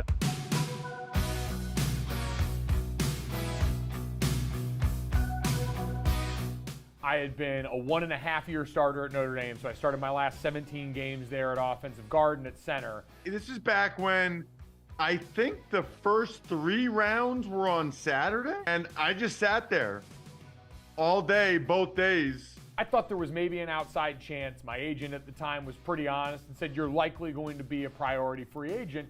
And my whole goal was, I just need to get somewhere and have an opportunity to try and go make a team. I was just hoping to get signed. My agent told me before the draft, it was like 50-50. So I had calls with the Miami Dolphins. I will give them credit, did their due diligence. I got arrested as a college freshman for minor intoxication, and they called to make sure that that was off my record, which it was. They still didn't draft me or sign me after the draft, but it's the thought that counts. I wait an hour after the draft, and he still hasn't called. An hour. So I'm like, okay, I guess I'm not getting signed. No big deal. I just got up at 5 a.m. every day the whole semester, ruined my second semester senior year to not even get a chance to play. No big deal. Great, it's a grade A mugshot. If you could just Photoshop all of the hair from my mugshot onto my head now, I would be the happiest boy at DraftKings. I grabbed the phone, and it's my agent, and he's like, where were you? And I said, well, I had to eat dinner. I said, you said the longer it took to call me, the worse the sign it was, so I thought I wasn't getting signed. He's like, well, congratulations, you're the newest member of the Washington Redskins. Teams started calling, and I ended up signing with the Pittsburgh Steelers as an undrafted free agent, and they probably called me in the middle of the 6th round. Said, hey, we got a couple of picks coming up in the 6th and 7th. We might take you with one of these, but if we don't, we'd love to sign you as a free agent. Are you serious? He said, yeah, I still get chills just thinking about it. I mean, like, totally changed my life. For me, it really wasn't about anybody else. It was about, all right, what do I have the opportunity to do? I sprint back where all my buddies are. I go out there and I'm just like, Redskins, like that. And they come over and we all start jumping up and down. By and large, I look at the process and say that's something that I can sleep pretty soundly at night knowing the way I approach it. That's got to be a top 10 moment in my life to when I ran back out there and told those guys that I got signed. That was awesome. DraftKings Director of Race and Sportsbook Operations, Johnny Avello, is back with us. Johnny, how's it going? Things descending into chaos for you there? Yeah, it is chaos, and some crazy things happening, but some crazy things are helping us out, Jess. With these trades, with the Lions trading for the down to 12 and 34, that's helped us. We had a bigger win than we thought we were going to have in that spot. And then we caught a break with the third pick, with the Texans taking the third pick instead of Tennessee, because we thought that would be a loser for us too. So some of these trades are going our way. Hey, very unusual for an NFL draft, but we'll take it. And the Raiders took Tyree Wilson. That was good for us. I personally didn't think the Raiders were going to go that way. I thought maybe they were going to look at Carter or maybe even Levis as a quarterback. So I was kind of surprised on that pick. Falcons took Bijan Robinson. The players, the bettors were on that one. That's one that they focused on early, and so that was a winner for the bettors. And then, another trade. Jalen Carter, the trade. I don't know what's going to happen in the 9th round. I think it was Carter, and then the Eagles are moving down to the 10th spot. I have no idea what they're going to do with that 10th pick. Is it Smith? Is it Najigba? Is it Gonzalez? I really don't know where that one's going. Going back to number 8, Johnny, that was one that bettors seemed to connect for a while. Atlanta and Philly seem to be the two teams interested in Bijan Robinson. How were the results, if you have them? We're going on the fly here, obviously, in terms of not just the match, like bettors betting on him going to Atlanta, but also the top 10 tickets on Bijan and the over-under on Bijan that came out in the teens but got juiced really low down. Yeah, they were on that one, Jules. There are some of these that were at an early time. You could see the teams that probably were pointing to running backs, and those were the two you mentioned it, Falcons and Eagles. So Falcons won out on that one. There was some talk of maybe the Falcons trading out of there, trading back a few spots, but I guess they liked their position and ended up getting their running back. I think it's probably a good pick. I think it'll work out well for them. Johnny, I just want to talk about that Tyree Wilson pick real quick. I know you briefly mentioned that a second ago, but he felt like the most volatile guy in this top 10, depending on where his landing spot was. What was the best case and potential worst case scenario for him to land, just looking at that top 10 pick there? Well, actually, that one worked out pretty well for us. We had some losers if it didn't go that way. Bijan Robinson, I didn't think he would go to the Raiders. Gonzalez was another one that could have been a loser for us. So that one actually turned out well for us. One more for you, Johnny, if you got it. The rest of the way out, obviously, there's been so many curveballs so far. What are some of the biggest? What are bettors betting the rest of the way out? I guess whether it's previous exposure or through the live market. Jules, I went down and I looked at the next 10 picks or 15 picks or so, and it looks like we're in pretty good shape. Don't see any real hazards there. One thing of note here is Tennessee with the 11th pick. I mean, there's Levis sitting for them in their back pocket. So I don't think they thought he'd be around at this time, but that looks like where they have to go. Johnny Avello, thank you so much for holding down the fort for us and giving us all your amazing insight. Let's hear from the Golics and Charlotte down the hall with Emerson. So up to this point, we've had 3 trades. We've had 3 quarterbacks go in the top 4. We've had arguably the top prospect in this draft. Carter slipped all the way to number 9, going to the Eagles here. Real quick, because you saw Bijan go to Atlanta at 8. We all agree. Incredible prospect, incredible talent. Supposed to be the best since really Saquon Barkley at the running back position. But you said you didn't like that. No, I didn't. I love the player. Yes. But this is a team, losing record last year. a team that has some holes to fill, especially on defense. Offensively, they were 3rd in the league in rushing with 160 yards a game. Now, take out Marcus Mariota's yards because he left. They were still top 10, even if you take his out. So that was not the way to go for me, though I love him. Algier had over 1,000 yards. Cordell Patterson, you love the way he runs the ball, too, when he's involved in it. So I think there was guys on defense they could have gone to help that side of the ball. Yeah, that was perplexing. I don't think, and this is part of the draft, is you've got to do enough self-scouting. You've got to be self-aware enough to know your position in all of this. At the same time, you look at Arthur Smith's background, who's at the helm of all this. He is used to operating an offense with a quarterback that's not maybe one of the league's elite, and they're going to try and find out what they think they have in Desmond Ridder. But to stack this now with Kyle Pitts, Drake London at wide receiver, and Bijan Robinson filling that Derrick Henry role in the backfield of this offense. Maybe Arthur Smith saying, hey, I'm going to win this the same way on offense I did. The only problem is Tennessee, they had some dudes to get after the passer on the other side that Atlanta grossly lacks right now. And he's the first Longhorns offensive player taken in the first round of the draft since Vince Young in 2006. Well, so let me ask you. You're a big Bijan fan, right? Let me ask you a question. Is Texas back? No, don't do that. Just like Texas. Is Texas? No, I think as someone who doesn't care for or have any rooting stake in the Falcons, I love this because I don't really care what they need. I love that a running back. Sorry, Falcons fans, but I'm a Patriots fan, so we already hurt you. But first of all, I think they're still hurt from that because Arthur Blank can't run the damn ball out of his head. So they're like, we're going to take care of that. But I also do think that everyone says don't draft a running back because the economics of it. But I think that that's where the humanity and then the economics of the sport are just pretty cruel. So I just love seeing a guy who's that good, who really takes a toll on his body, get paid. I just think it's... And to your point, and it's a good one, is let's not forget the type of player he is. Even though we don't really agree with the pick, he's going to help that team. Right. I mean, running the ball and catching it out of the backfield. He's going to be an asset to that team. I think they should have gone a different place, but I love the fact he went in the top 10. I love the fact that we're not this running back shouldn't go in the first round garbage. If he's good enough, draft him because he's going to help you. He is, yeah. Jalen Carter now reuniting as well with Jordan Davis.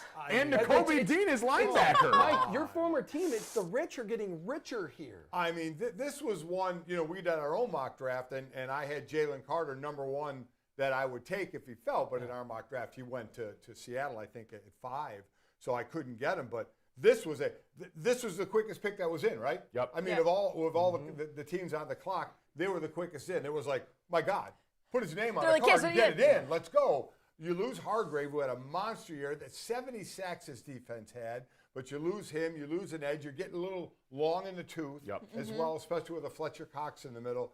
This guy just absolutely destroys offensive line. So I really look forward to watching him play in that line. Draft Georgia players. Yeah. Yes. If you want a coherent draft strategy that's pretty ready-made, draft Georgia players and prosper. They have realized that, and they understand the value of interior pass rush. That's an Eagles defense. 70 sacks last year. They like to go 5 up, get bodies at the line of scrimmage, and those edge rushers, getting those guys turned loose, really has a lot to do with making sure you've got guys that can occupy on the inside. Jalen Carter, one thing you saw on his tape time and time again, if you try and block him one-on-one, he's going to make life a living hell for you. And just think, Jordan Davis he got nicked last year and really didn't get involved in the nickel part of it, the passing. That was still a Fletcher Cox in there.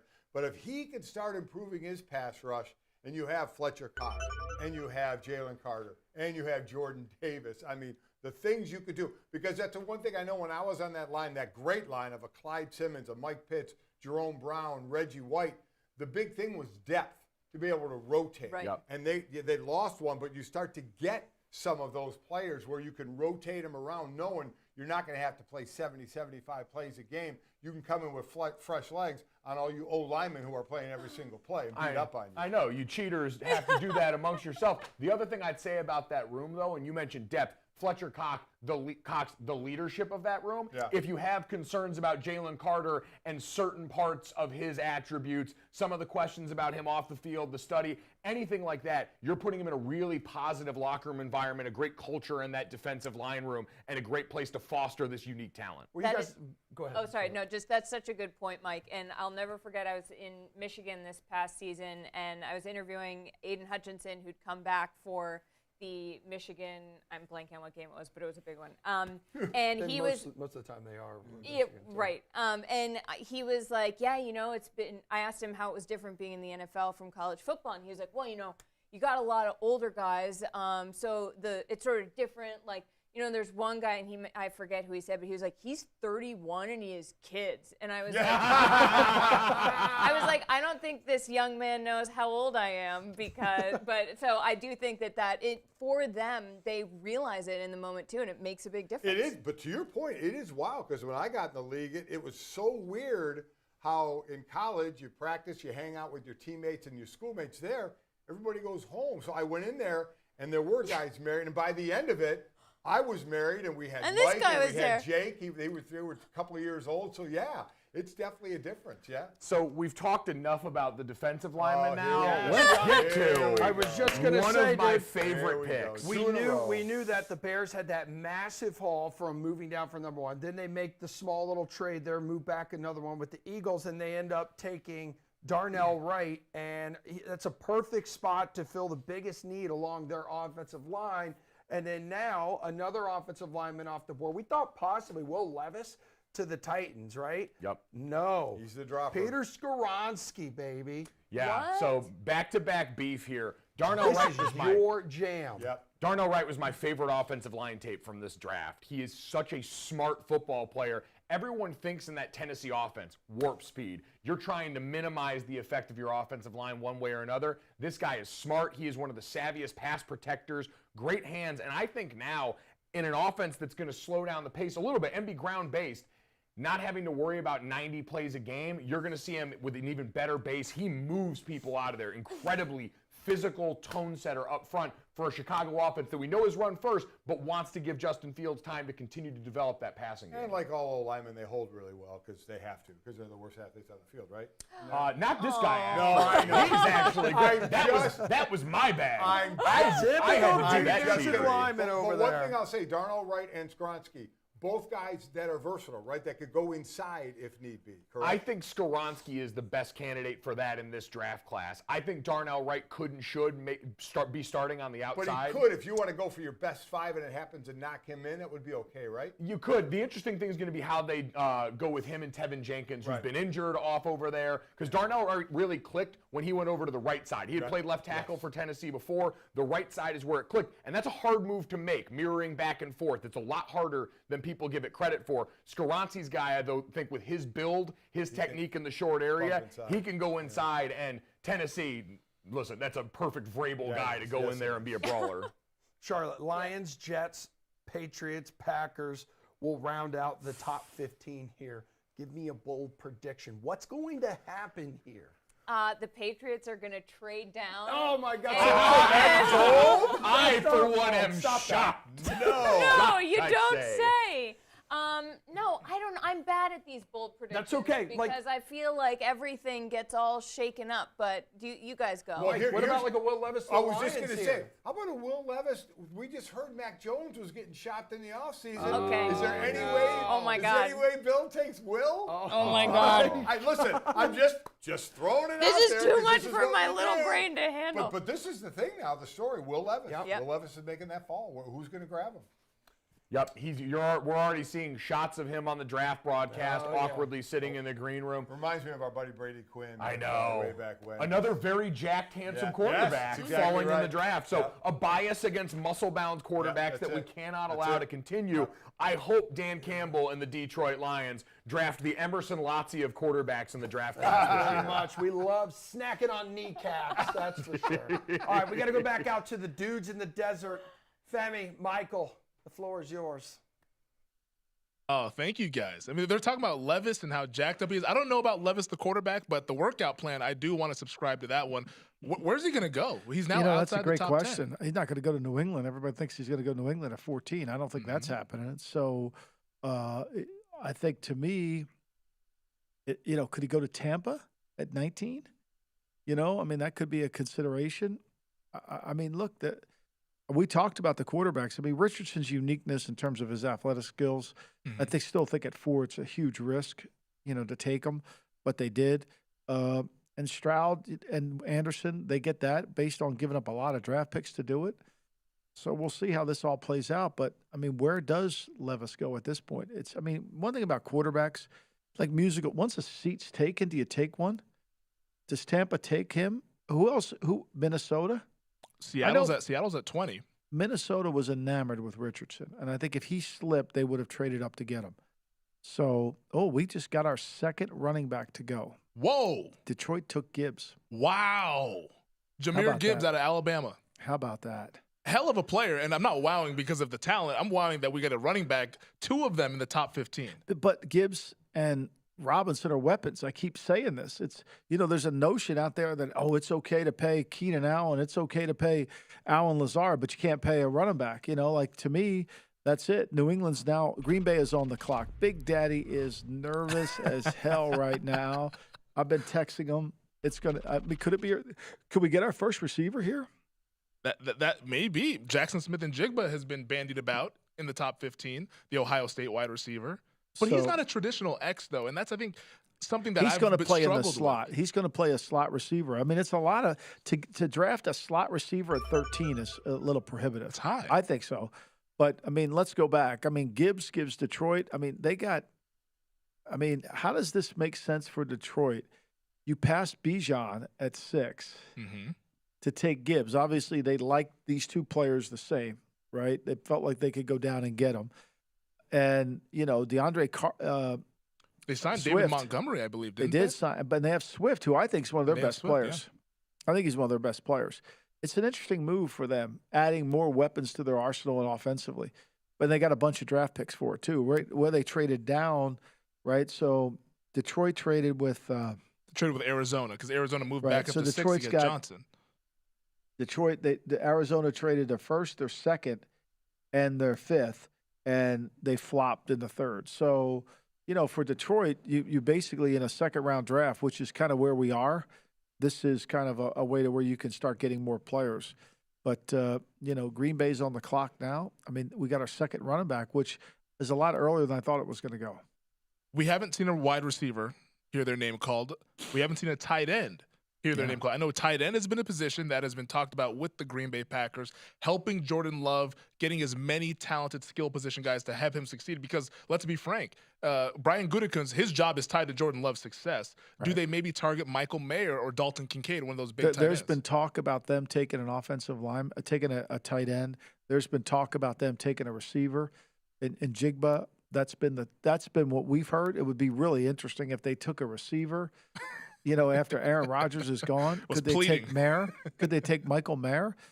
Look, like I said earlier, this draft is so weird that you can't really fault them. They could go in a lot of different directions. They're kind of get the same type of player here.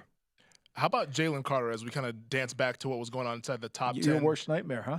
Jalen Carter up to number 9. As a Dallas Cowboy fan, it was a pen toss pick for me. I did not want to see that happen.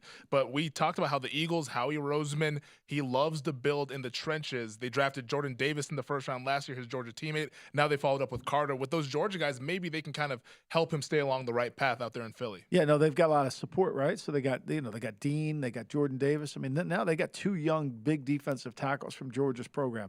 And let me say this to you.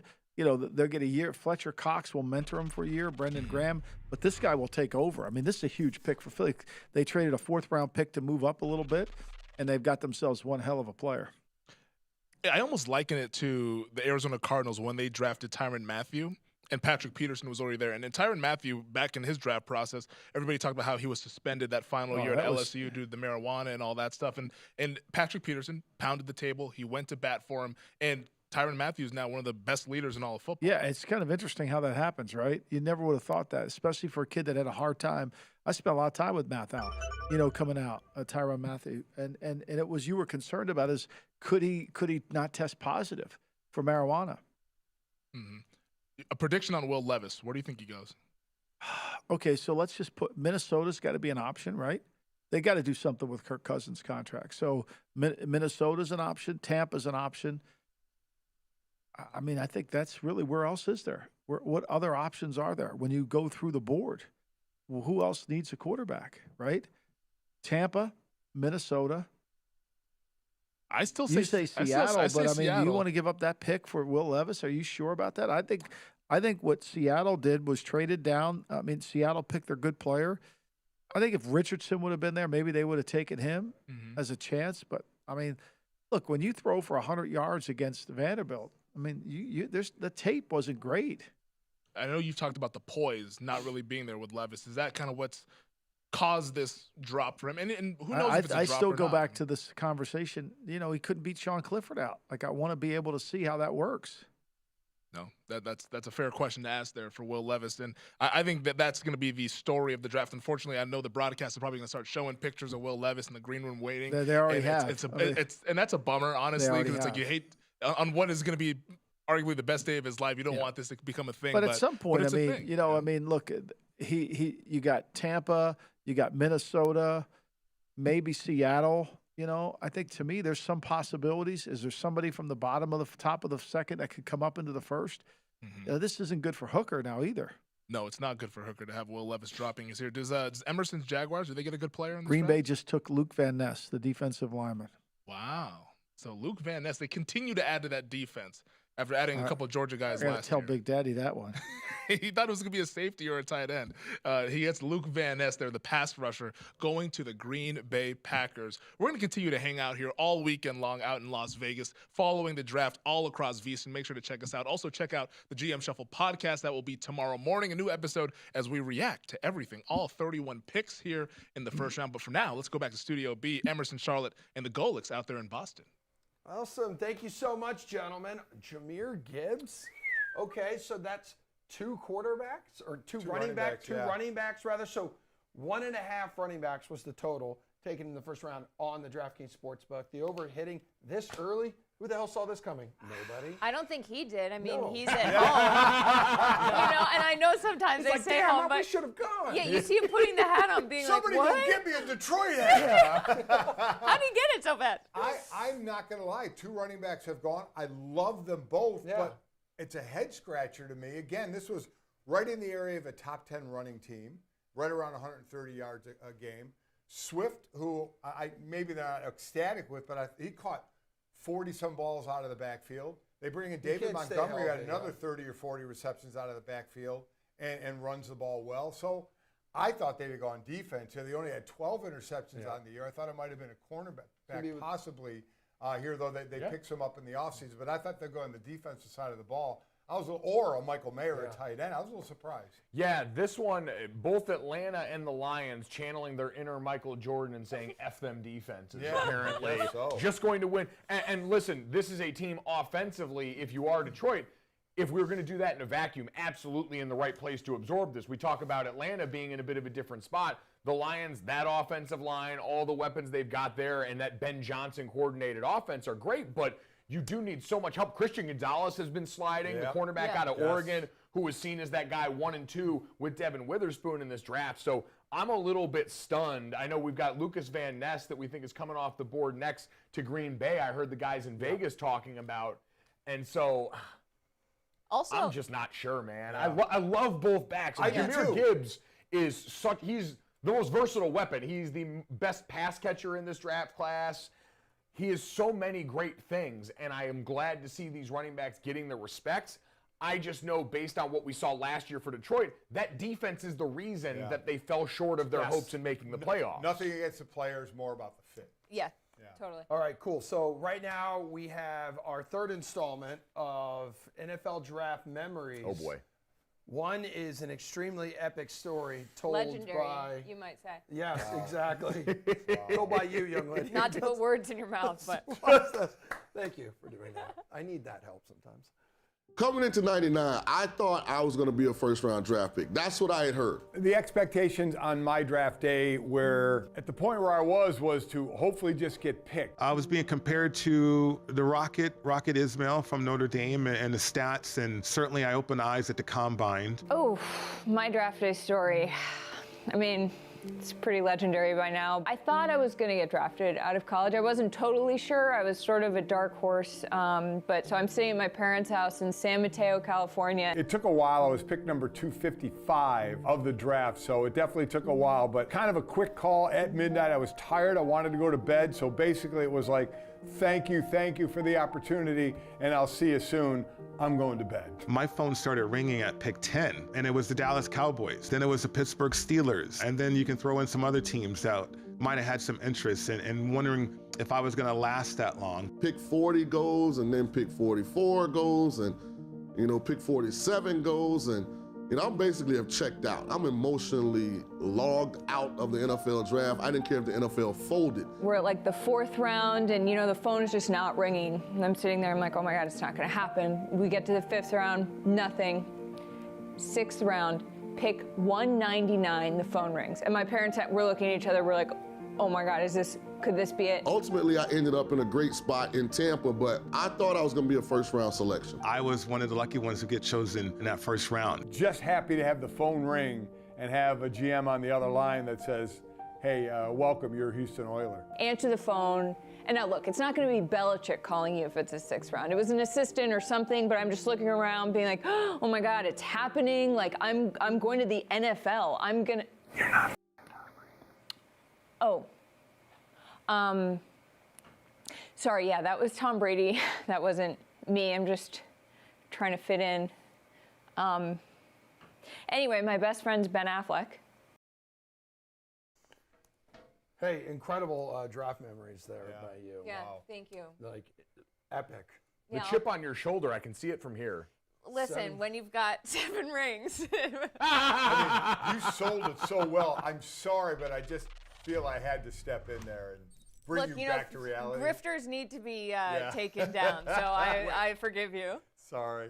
No, you're kidding me, Tom. Wait, no, what? You're Wait, kidding what happened? me. What happened? Right now, I believe they have traded back. They have traded with the Steelers. They have traded to the Steelers. Bills. Oh, we could I'm have listening, taken Tom. What do Jackson you Smith got? and the Jigba. We could have stuck it to the Jets because now they're going to take him for Aaron Okay, Rodgers. 14 for 17 and 120. You called it. This is unbelievable. Now, again, Congratulations. Thank you. It wasn't the bowl thing because they always do it, but you were right. But I was right, which that's all that seldom matters. happens to me. So, Well, I'm going to take it. But, oh my God. Maybe they're probably thinking Levis is available there at 17. No, I don't wonder want now that. for Pittsburgh, Anton Harrison, we're talking about offensive tackles, which is definitely a need for that team. Yes, it is. We've seen that run on guys come already. He was a guy out of Oklahoma, really came on in the back half of this last year. Off before Jones? Broderick Jones? Because those are the two left, right? You could certainly talk me into it, man. Anton Harrison, once you got to the back half of that season, he's as good. So mirror dodge is one of the most fundamental offensive line drills. It's like basketball. Think a great defender in basketball, just trying to work to keep your hips in front of guys. Anton does that as well as any player in this draft. So it's about what flavor of ice cream you want with these two. Both really good athletes. But Broderick Jones, you mentioned coming out of Georgia, we see him. He is the best in space in this class. All that pin and pull stuff they did, getting him on the perimeter, him running over poor hapless defensive backs at Georgia. So it's what flavor of ice cream you want. I'd be curious with the Pittsburgh and how much gap stuff they run on that team. That's exactly what you get a lot out of that Oklahoma offensive line. Mint chocolate chip. It's a great, thank you. I love it. It's People a great hate it. flavor. People on that hate- flavor, so it tastes like toothpaste. I'm like, dude, you're eating the wrong exactly chocolate right. chip. Well, I was just saying, you're eating the wrong toothpaste. I ate toothpaste as a kid, so that's why I love it. Wait, As a what? kid? Anyway. Yeah. Well, no, because as a kid, I will back you up a little bit as someone who has, probably you? consumed too much toothpaste. And bubblegum toothpaste does No, taste it's like the candy. Toms of Maine does. stuff. I'm from Yeah. New England, it's hard to, anyway. This Okay, is, so I would, Mr. Golick, would love to get your reaction to who the Packers took, because it was Lucas Van Ness. Yeah. And he wasn't even starter for the Yeah, Hawkeyes. Iowa, they're the place that likes to start the older players, and he's the younger guy. Yeah. Got him. Well, but what he can do is he can be that end, and in nickel he can slide down. So he can be that versatile guy that can move around. You think back to the Giants and the NASCAR package. When they got to the nickel package, it would be a lot of times 4 defensive ends. That 2 would slide down inside. Well, Van Ness can do that as well in the passing game if you want him to. So he's kind of a versatile player to be able to do that. But you're right. I mean, it was weird from the playing time situation at Iowa. Everybody loved him at the combine, which again nerves me a little bit. Again, Short said the only thing you should love about the combine is it should make you go back and look at tape again on somebody, not go off the, oh my God, look what he did in shorts and a T-shirt. I just elevated him because of that. If it goes back and makes you watch more tape, I'm cool with that. Looks like Drago and very moldable would probably be the sell, right? Oh. Big body type that you can go. He's Enough pretty much said been a with the bull rush Drago specialist, so you're going to have to do a lot of things to develop him. But he's a big old hoss, He's and this beefy. is a league that loves big old beefy hosses. All right, so which team coming up here needs to absolutely ace its pick? I think the Jets are going to go wide receiver. Yeah. Right, and keep giving more help for Aaron Rodgers. So that's another team that could do tackle, I'm offensive sorry, line they also. could do O-line. There's a couple. You're right. I think they may go O-line. Washington, Yeah, I have a new think. quarterback. I think Washington has to go either O-line if anybody's left, or go cornerback. Yeah. So I think that's one of the two positions to hit on there. Yeah, I would say either of those two. The one that becomes really interesting to me is what's going to happen with Tampa. That's another team that could have used offensive line help. You're in a different era They now. have Baker, too, so they're good at quarterback. They're going to totes take my Will goats. Levis. They're going to wait for Will Levis to Oh. fall, and they're going to take him. You couldn't even keep a straight face, Aaron. You said that. Broderick Jones to Tampa's the going to Steelers. take Will Will Levis. Levis. That's an He's interesting still thought, there. Tampa. Broderick I Jones mean, do you to pick? think they trust Baker? Oh, no, absolutely not. Absolutely. Broderick Jones. Yeah. Okay. Man, look at this. Yep. So there's online. Another kid out of Georgia. You're right, Mike. Just draft Georgia guys. Draft Georgia players. Safe. Talk about Yep. safe The bets. NFL is going to be all Georgia players here within the next 4 years if they continue churning out talent Yeah. like this. Listen, I mean, it's fun to watch. Yeah. It's not fun if you're not a Georgia fan, but I'll make my last pick here as we're going down the next few. Detroit Lions, Michael Mayer. Oh, yeah. That's a Love match that. made, a Love match made in heaven. If he that. doesn't I go love there, that. Yeah. watch the Dallas Cowboys. And Charlotte mentioned Will Levis, Yeah. the teams to watch. Tampa, and then sneaky maybe the Minnesota Vikings at 24. That's right. Because that's right. Michael Lombardi was just saying earlier too, out at Wiesen in the desert, that they need to figure out something with that contract with Kirk Cousins right now. Kirk Cousins, the greatest business quarterback of all time. Yeah, you're damn. Wait, right. What? there's a snake on Broderick Jones's bed? What, he's a pet snake? Wait, Sorry, is he- this is Okay, oh, he's a snake guy. Okay. No. What does that? Oh, All right, when okay. you're a snake guy, what does that tell you about an individual? I would I'm not draft him. No, it tells me that if this is a man who has a snake wrapped around his arm, he's not afraid of anything, and you take him. True. All right. You know what I'm Fearless. never draft doing? that I'm man. never going over to his house for a party. Oh, Ever. My guy How is. do you know he's got snakes there? He just told me he was going to invite you, so I that's don't too like. bad. I'm going to stay outside. he just slapped her. My guy knows his way around a hot topic. That's what I know. Holy Hot topic. If you I was thinking 100%. Hot Pocket. I'm The like, Venn, No, the no. Venn diagram of snake owners and hot topic customers is a perfect circle, my friend. Oh man, that was fun. Our job here in this studio is done for now. So Oh, well but it was so done fun. to all three of you. Yes, it was excellent. I'm going to go meet a couple of people, Barley and Hop. So. Pops. Stop it. All right, Jessica Field, Jules, Steve Buchanan, bring us home here. We got the dad jokes galore. Boom.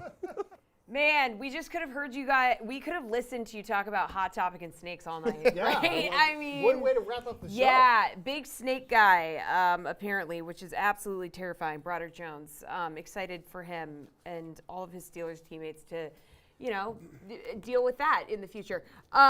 Steve, wild that a wide receiver has not come off the board yet. Yeah, a little bit. Obviously with the amount of trades that have happened, we've had teams move up that's not their first need.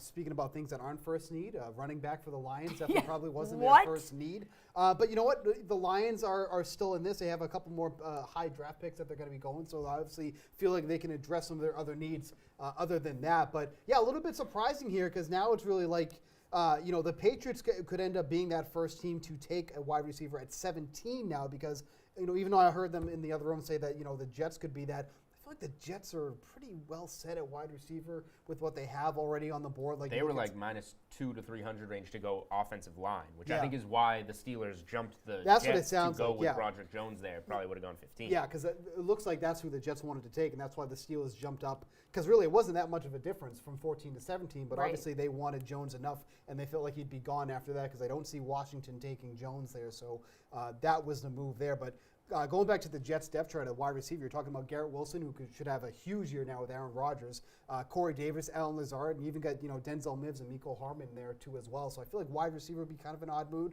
But then again, I never would have guessed that the Lions would have taken a running back either. So, Julian, it would have been perfect for the Packers to finally take a wide receiver when Aaron Rodgers had left, but they didn't do that. Yeah, it would have been a nice troll as well as get yourself a nice player, because I think there are some good receivers. Jackson Smith and Jigba, obviously the big favorite to be the first receiver off the board. But I do want to quickly touch on, because I think the biggest surprise of the draft, which says a lot given the top 10 that we saw, the biggest surprise in the draft, the Detroit Lions, who have DeAndre Swift, who just got David Montgomery from division rival Chicago Bears. Right. Go with Jahmyr Gibbs at 12 in the first round. Jahmyr Gibbs, there was a point in time he was plus 300 to be a first-round pick. Obviously, that swung a lot. He was a heavy favorite to go, but we all thought, who's it going to be at the end of the round that grabs him? It's the Lions at 12. 2 running backs off the board before a receiver or a tight end goes. That is unique, to say the least. I mean, Gibbs was like a fringe first-round pick to begin Right. with, so for him to go the odds that told us high- he was going to go. Yes, but much later. You would in think it would be like how, Clyde Edwards-Helaire Yep. scooped up by the Chiefs with the last pick. Yep. Something along those lines, but Lions in love with him.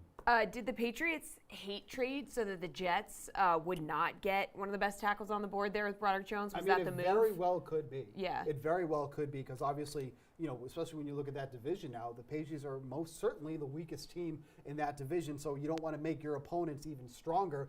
But that was also a big need for the Steelers. They need to help protect Kenny Pickett. That was something they weren't able to do too well last year, so that definitely fills a huge need for the Steelers, because that's one of those teams that, kind of like Arizona, where I felt like they didn't have a ton of holes that they had to fill, but they had a few, and that was definitely one of them. Julian, who nailed their pick so far, you think? Yikes. Who nailed their pick so far? I mean, Bryce Young at 1 works. I gotta look at the whole board. Yeah. Do we have the full board? Well, here? sorry. Now your notes come in handy. After our Give 'em to notes. me. Wow. Good luck reading them. How the turntables. Here we go. I like what Seattle did, honestly, at corner. Okay. Getting Witherspoon. I know that a lot of people thought that wasn't going to go that way. I like what the Colts did with going Richardson over Levis, which not a lot of people had. And I like what the Bears did, getting a guy that doesn't give up sacks to protect Justin Fields. Yeah. So I would say those are the teams that probably are the big winners. Who's blown it so far? I don't know, and one last one. I don't know if I like the Cardinals going offensive line at 6, but they got the guy they wanted and moved back up to do it. And got picks and got the guy they would have taken at 3. So if you're going to think of it that way. And just one quick note on Seattle, too. I mean, they also have the reigning Defensive Player of the Year, Tariq Woolen, from last year, and then they get Witherspoon on top of that. Defensive Rookie of the Year. Yeah, excuse me, what did I say? Player of the Year. Okay, a little bit of a stretch. Same thing. I think. I wasn't fully listening to you, so I could actually be probably wrong. said it right That's the first pretty time. wild. Needless to say, the coverage coming from Seattle has gone from thing that opposing teams would pick on from, as recent as 2 years ago to probably being one of the more talented in the league. Interesting that Jalen Carter was available pretty far down the board for the Eagles. Were you guys surprised by that? I feel like Carter was going to be, because that was originally, he was the favorite for, I'm trying to throw it up here now. We can't even read our own notes at this point. With Seattle. That was the favorite there to go to Seattle. And obviously when those moves were made, then Carter was going to drop. Not dramatically, but there definitely weren't teams between the Lions and the Raiders, and ended up being Arizona, that were in need of that. So it really was kind of Seattle where he was going to drop, and that's really what ended up happening there. What about Will McDonald? We got Will McDonald to the Jets, apparently. Yeah, that's a weird. Weird pick here. Gonna go way down. later. Okay. What's our take on that So pick? it's a defensive end, which is kind of a weird position. That you don't go offensive line to protect Rodgers, but you go on the D line with a guy that you like. If you could have moved back here, you could have gotten this guy later. Yeah. I probably would have said the same for the Lions too, taking Jahmyr Gibbs though, unless they know somebody else right behind them loved Jahmyr Gibbs. Yep. So unless somebody right behind the Jets loves Will McDonald and they know that, even if Will McDonald turns into a great player, they probably could have gotten him a little bit later. It's almost like the curse of Aaron Rodgers continues. The Jets are already just following instead of what the Packers did and just not giving him what he needs and what he wants. Well, he certainly has receivers. Right. I'm sorry. He made his demands very Right. clear. He's been reunited with his boys. Yes. Okay. He does fair have enough. his receivers. Yeah, fair enough. How surprised are you guys that Will Levis is still available here? I mean, this is another story of, you're talking about, we said we knew who was going one, obviously Bryce Young, and then it was kind of going to be a crapshoot after him and CJ Stroud. But are you surprised that he's still on the board here? If the Colts, I mean, that's what it really was. If it wasn't going to be Houston, then it was most likely going to be the Colts. When the Colts ended up going with Richardson, that's when I think the free fall for Levis was really going to start. So this is the smoke screens and the steam that comes onto bets. The market fell in love with Will Levis. Because of Reddit. And NFL teams just don't actually feel that way about him, it seems. So, and it kind of adds up. Like when Will Levis was a guy, they were like, oh, this is going to be a top 10 pick. This could be a top 5 pick. I was like, I didn't see that on the football field last year. Right. But I bought into it because that's what I was hearing. So it makes you feel kind of not great about yourself. But Julian, it's okay. This is I don't know, I guess a lesson for next year to learn, maybe, I say don't listen to yourself in drafts. Listen to the information. Yeah. But trust yourself a little bit. Maybe I'm learning this year because maybe these are smoke screens to try and get you to believe But in is people. it fair to say with next year's class that this will be a little bit more predictable than this year? Probably. This was crazy. But it turns out, so we thought CJ Stroud might slide. It turns out all this Will Levis hype was maybe to clear up room for who you want to get, whether it be Stroud or Richardson, whoever in that top 5 in the end. And that's why all that Will Levis smoke was there, I would presume. Really quick, just thoughts on the rest of the draft as we make our way through the rest of the first round. I mean, truly, if Levis doesn't end up going to Tampa or Minnesota, I don't know if he's even a first rounder anymore. So this is where teams start trading to the end of the first round to get them there and get them on that contract. So I'm curious to see where Levis goes. I'm curious to see if Hooker goes. And I'm curious when we start seeing receivers go off the board because we have not seen any. We really thought that was going to happen a lot earlier than it is now because we're on pick 16, and I don't think Washington's going to take one. So what happens after that? Could be the Patriots at 17. Man, that would be crazy. All right, good stuff.